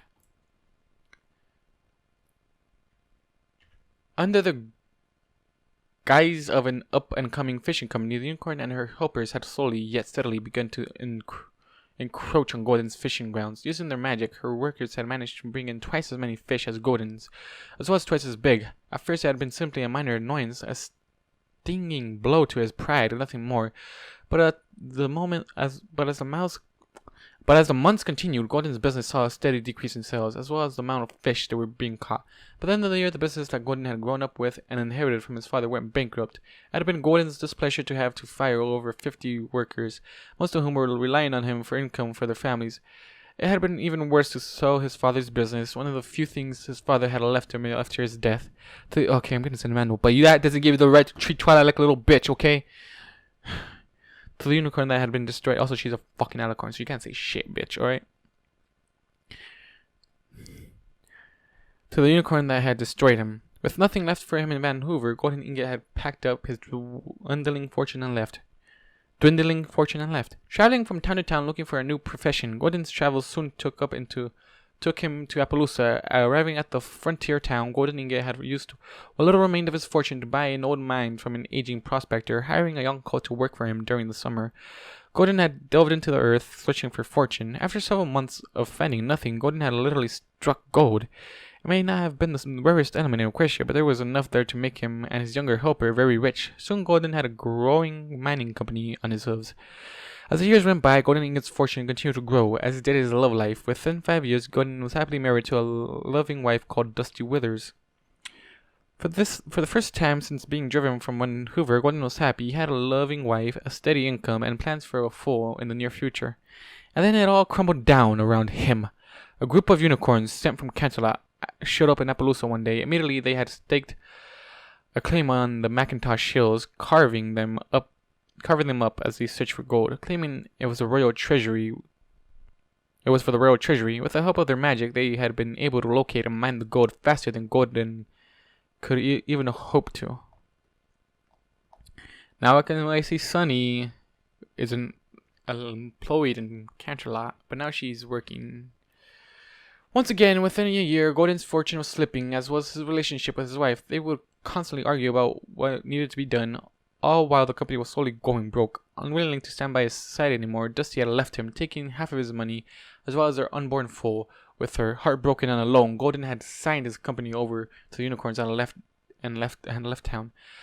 Similar experiences followed him wherever he went. Manhattan, Baltimore, Canterlot, every place he went, unicorns drove him out, down on his luck, barely any bits to his name. Gordon Inget had gone to the last place available to him, Ponyville. It had been there that he had settled down for the last time. It had been there where he had started his shipping company, and it had been where he had lived for the past 25 years, up until a few months ago. Where did everything go so wrong? Sitting up in the bed, Gordon closed his tired eyes and ran a hoof through his long, greasy mane, scratching at the nape of his neck with a dirty hoof. He sighed heavily, lowering himself. Golden scrunched up his face, eyes perking up in the distance, echoing down the tunnel. Came the sound of hoofsteps. Swelling, slipping out of the bed, Golden approached the bars of his soul. His ears straining, the two sets of hoofsteps grew louder as whoever was walking down the tunnel grew closer. Who could that be? Golden Ingot wondered, leaning to try and see further down the passage. Alright, I need another water break. Alright. And we go back to the Archmage. My question is, how is Discord manipulation spells? Chaotic magic. I hate chaotic magic now.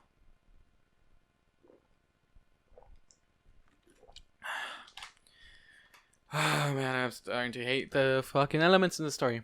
Anyways, as they walked down the tunnel, Metallic Wind glanced back at the aging unicorn behind her, a smirk on her face. So anything interesting going up at the gala this year? Oh, the usual, replied, waving the hoof airily.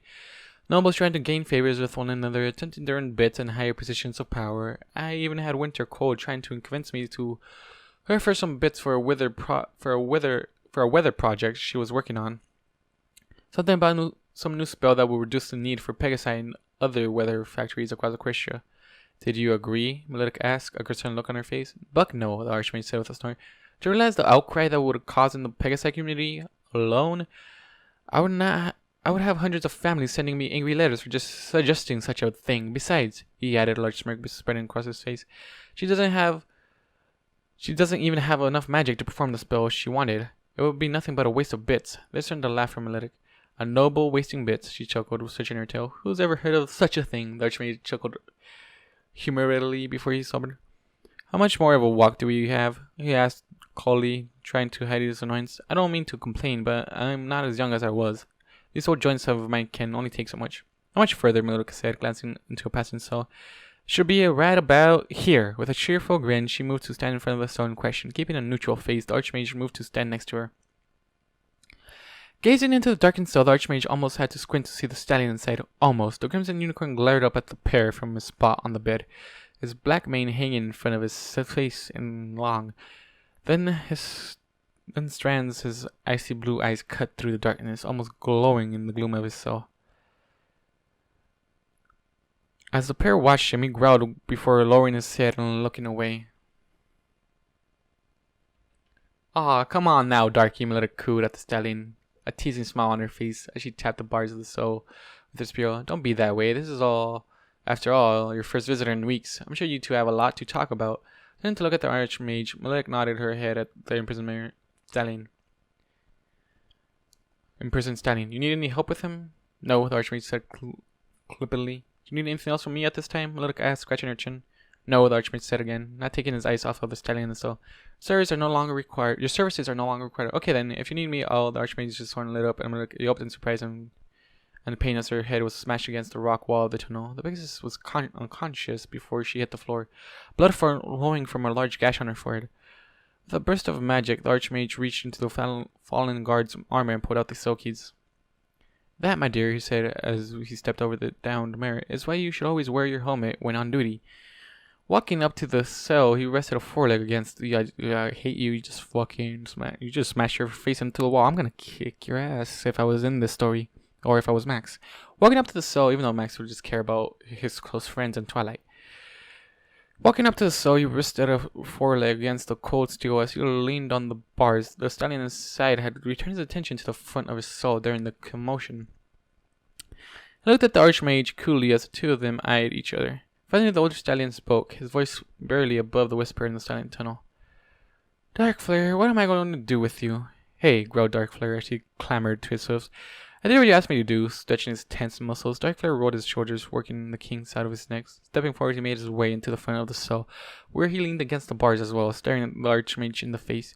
Which is more than you could say for the others that you hired. They all ended up either getting killed by enraged humans or murdered by the guards raiding their hideouts.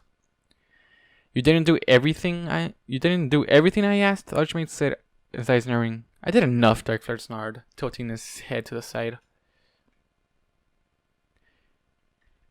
You sold humans on the side, as well as ran those fighting rings. That went against what I asked you to do, and ended up being the reason you got screwed over in the end. Bits are bits, Darkflare said with an unconcerned shrug. You weren't complaining when you got a cut. The fact that you single-hoofedly funded this operation off of your winnings is the only reason you were having this conversation. Jingling the keys in front of Darkflare's face, the Archmage smirked, ready to get back to work. Do I have a choice? The Archmage chuckled, shaking his head. No, you really don't.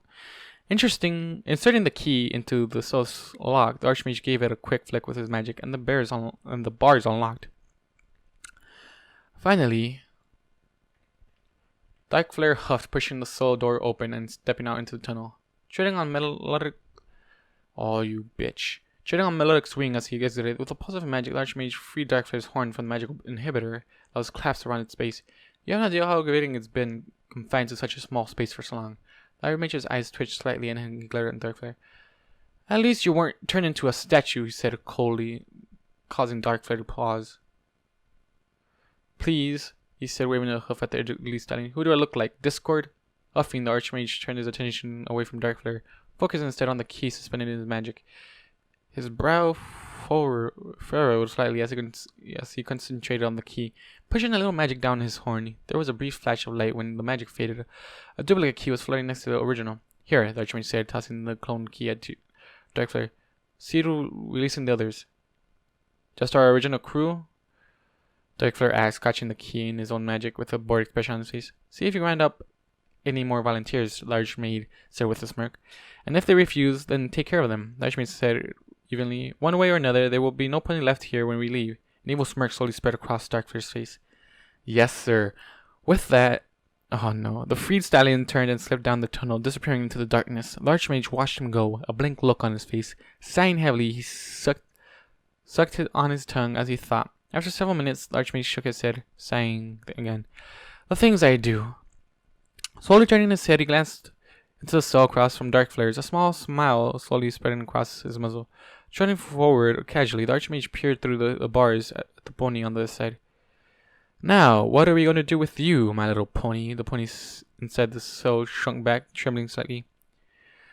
This just caused Archmage to chuckle darkly. Let's see if we can add another piece to the board. Well, he asked the pony again. What do you mean? Golden Ingot asked, swallowing nervously. What do I mean? The Archmage asked, feigning surprise as he looked at Golden, his eyes wide. The Archmage's ears twitched as they picked up the faintest sound of music. It started slow, almost non-existent, before beginning to grow. Slowly, the deep sound of a pipe organ began to fill the tunnels, the beat coursing through the Archmage's body. He could feel his heart beginning to beat in time with the organ, his body becoming one with the music.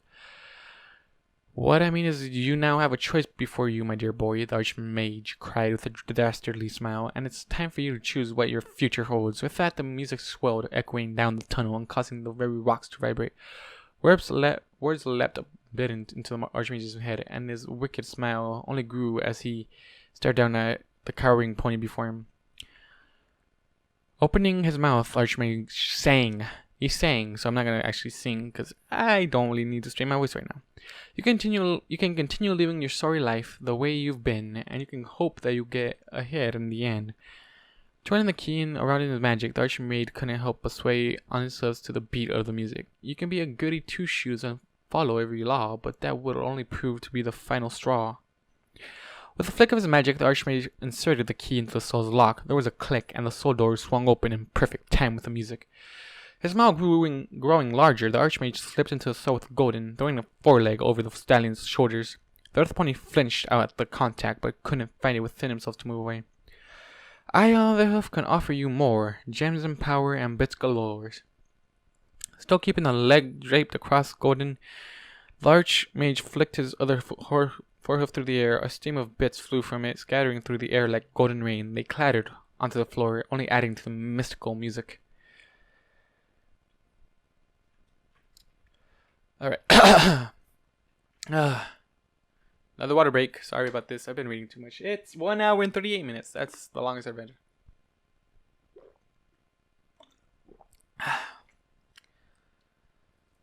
Golden eyes followed the bits as they fell, an almost hungry look in his eyes. The Archmage saw this and couldn't help but laugh. This will be easier than a thought, grabbing Golden's shoulder with his hoof. The Archmage spun him around, flinging him out of the sun in the process. As Gordon staggered around, his eyes rolling in his head, the Archmage exited the cell, kicking the door shut behind him and not missing a beat. The Archmage continued where he had left off. So why would you continue to struggle through the strife when I can offer you a better life? Shaking his head, Gordon blinked a couple of times, trying to get his eyes to settle. Turning to look at the Archmage, he fell back with a yelp as he found himself face to face with the elderly stallion. So join with me, and you shall be free of this dreaded hypocrisy.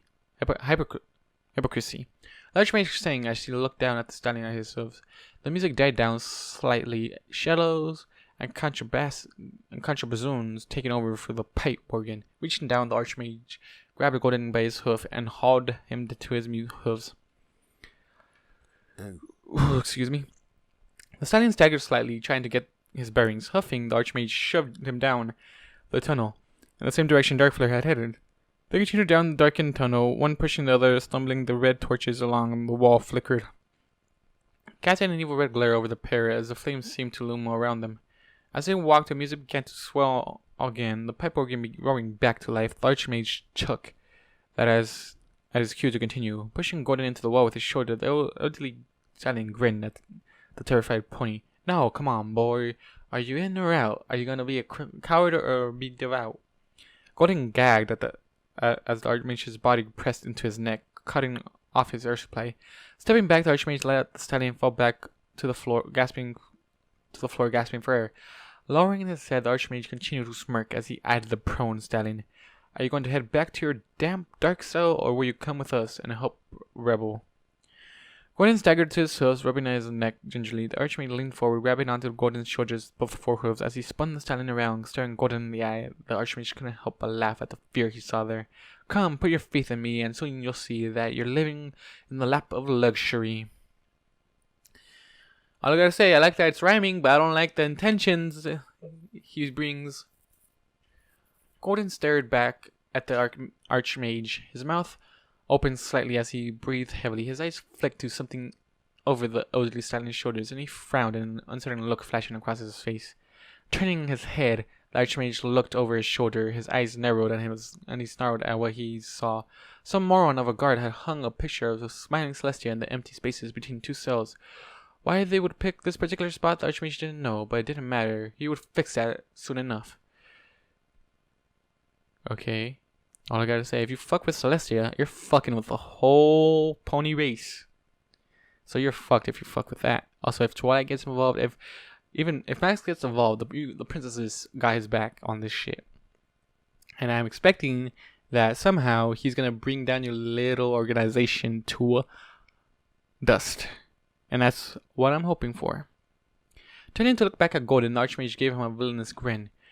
You won't have to fear these morons anymore. Without taking his eyes off of Gordon, the Archmage reached up and grabbed a hold of the picture. With one strong pull, he tore the picture down, tearing the painting to shreds.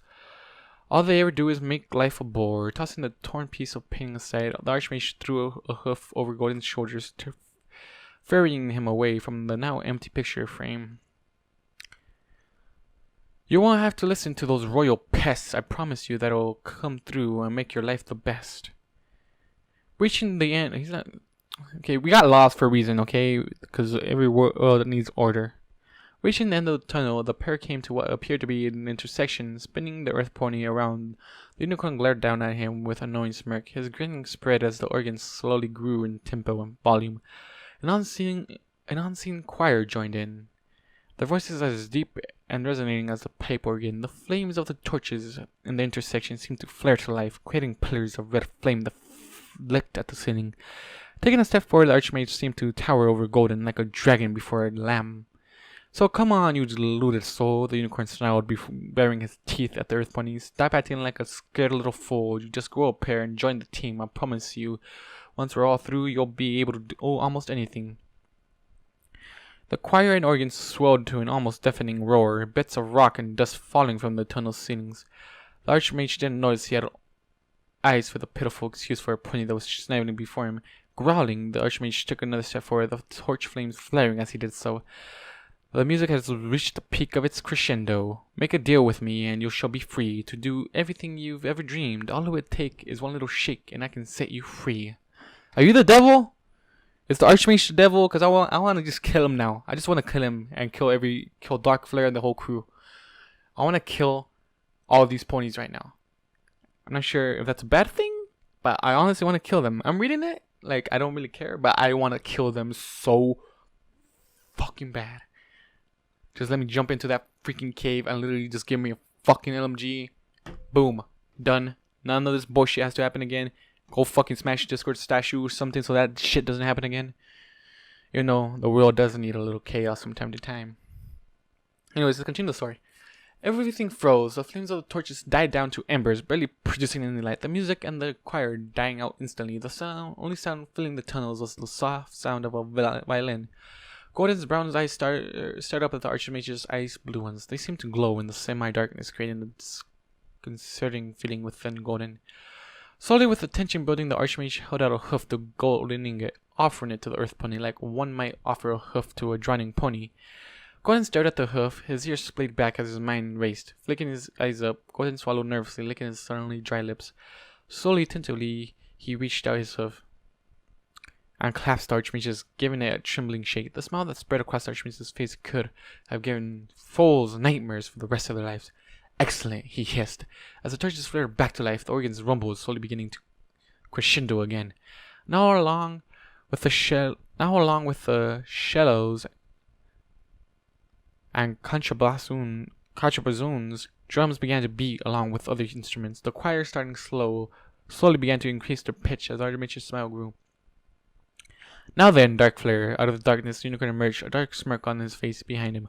Other ponies began to materialize as well. They were composed of mostly unicorns, both mares and stallions, with a few pegasi thrown in. There was a surprising lack of earth ponies. A strong, unpleasant smell hit Gordon's nose, causing him to gag. He recognized it from his time working at a blacksmith in Manhattan. It was the smell of burning flesh. The Archmage turned to look at the new ponies, running an appraising eye over the group. He nodded before glancing at Dark Flare. The Archmage smiled, baring his yellow teeth. Rally the troops, he hissed. Pearl, Rose, Dark Flare called over his shoulder. The two sisters appeared, smirks adorning their faces. Get this rabble moving.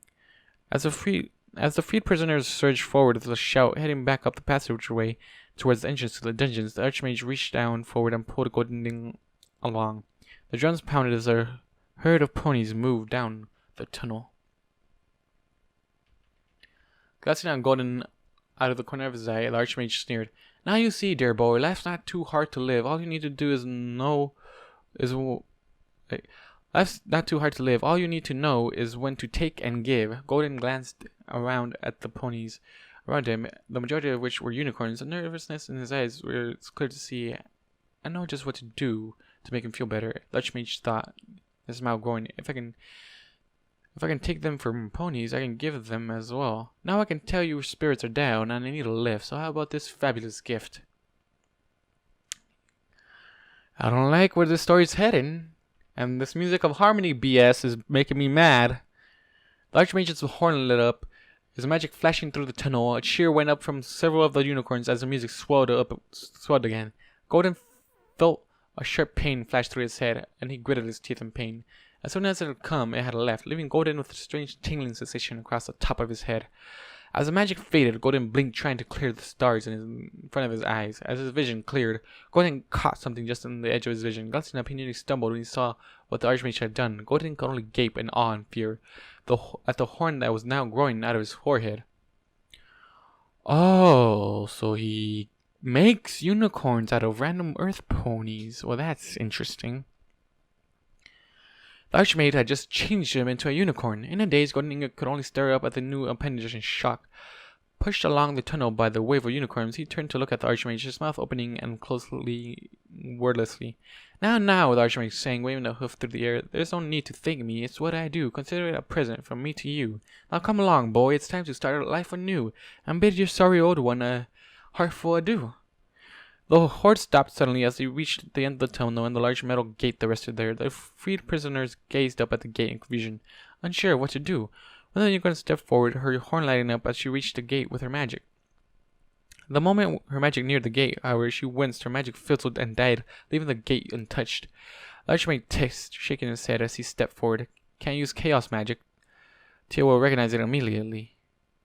We need to do this old-fashioned way. Also, you have chaos magic. I feel like he is Discord. I'm not sure. But this is chaotic magic, and I don't like that. When you do this the old-fashioned way, drawing upon his vast reserves of magic, the Archmage began the process of weaving together a very complicated spell. With a grunt, he forced a large blast of magic through his horn, ripping a large portal open in front of the gate. Slightly widened, he turned and smirked at the wide-eyed ponies behind him, gesturing at the flickering portal with a hoof. The Archmage said smugly, "Holly, holly, oxen free." With a cheer, the horde... I don't know why I'm saying that. The horde surged forward through the portal and out of the dungeons, caught up in the crowd. Golden was pushed through the portal with the rest of the ponies.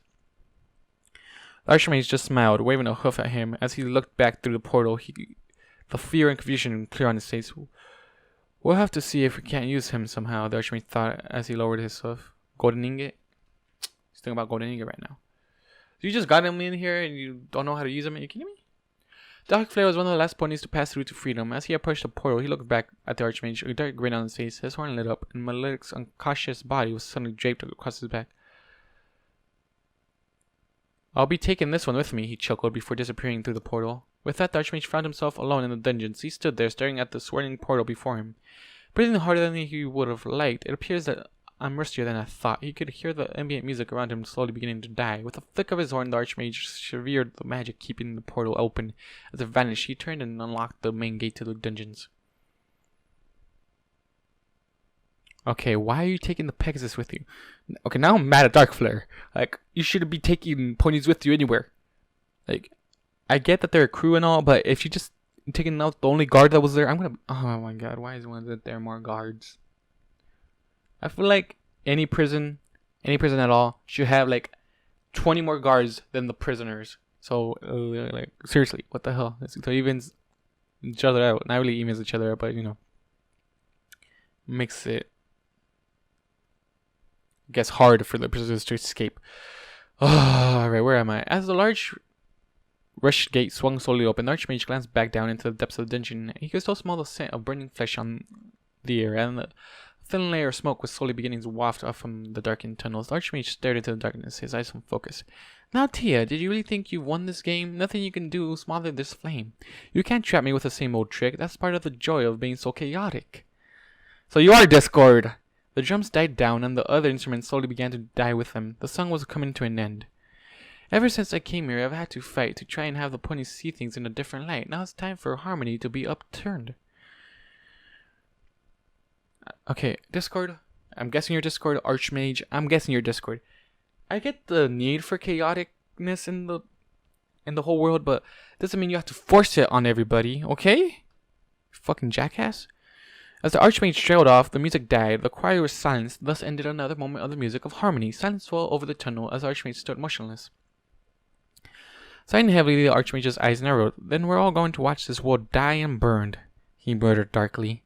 The sound of approaching hoofs caused the Archmage to perk up, his ears swiveling around him behind him. "It seems that my distraction has run its course."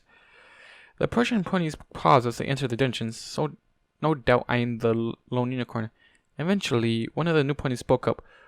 "What are you doing here, Archmage?" Turning his head slightly, the older unicorn glanced over his shoulder. Princess Celestia stood in the entrance to the dungeons with a group of guards behind her. As the Solar Princess continued to eye the Archmage, the guards slipped by him and hurried deeper into the tunnels.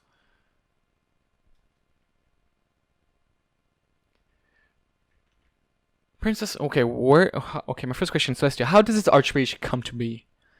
That's my question.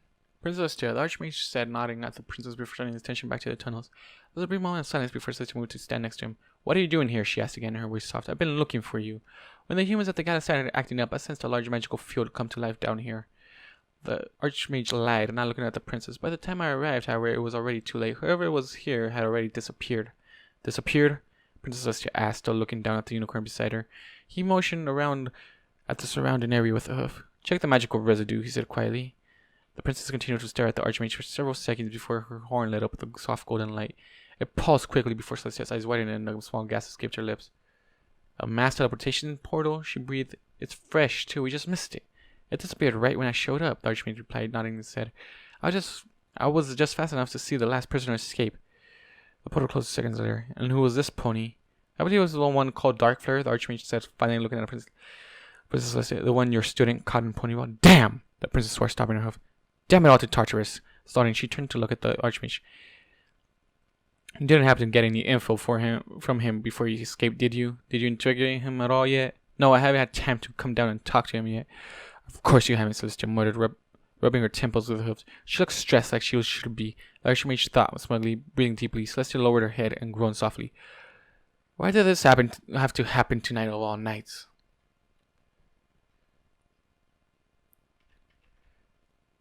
Your Majesty? Your Majesty? Both Celestia and the Archmage turned to look at the guard and had emerged from the depths of the tunnels. He looked like he was ready to be sick, but managed to salute him nonetheless. Yes, my little pony? Celestia asked, forcing a smile onto her face. Ma'am, we're still searching the cells, but by the looks of it, half the prisoners are missing, and the other half... He swallowed. A crazy look at him. The other half appear to have been torched in their cells. Torched? Celestia asked, her ear twitching slightly. The guard just nodded his head. Not trusting himself to speak, Celestia closed her eyes, rubbing the bridge of her nose. Go find Luna and inform her of the situation, she eventually said. Her voice quiet. The guards saluted once more before hurrying off, back towards the surface and out of the dungeons. Oh god, my voice is leaving me right now. The minute the guard was out of the earshot, Celestia started swearing explosively, wheeling on the Archmage. She glared down at him. You wouldn't happen to know where Darkflare is going or where he's up to, she asked, her voice tense.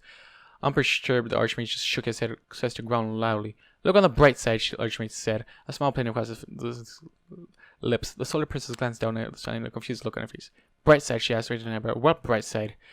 You have a team of experts out there right now tracking down the remainder of Darkflare's original group. Those who remained free, the Archmage reclaimed, they're currently cracking down on Darkflare's hideouts.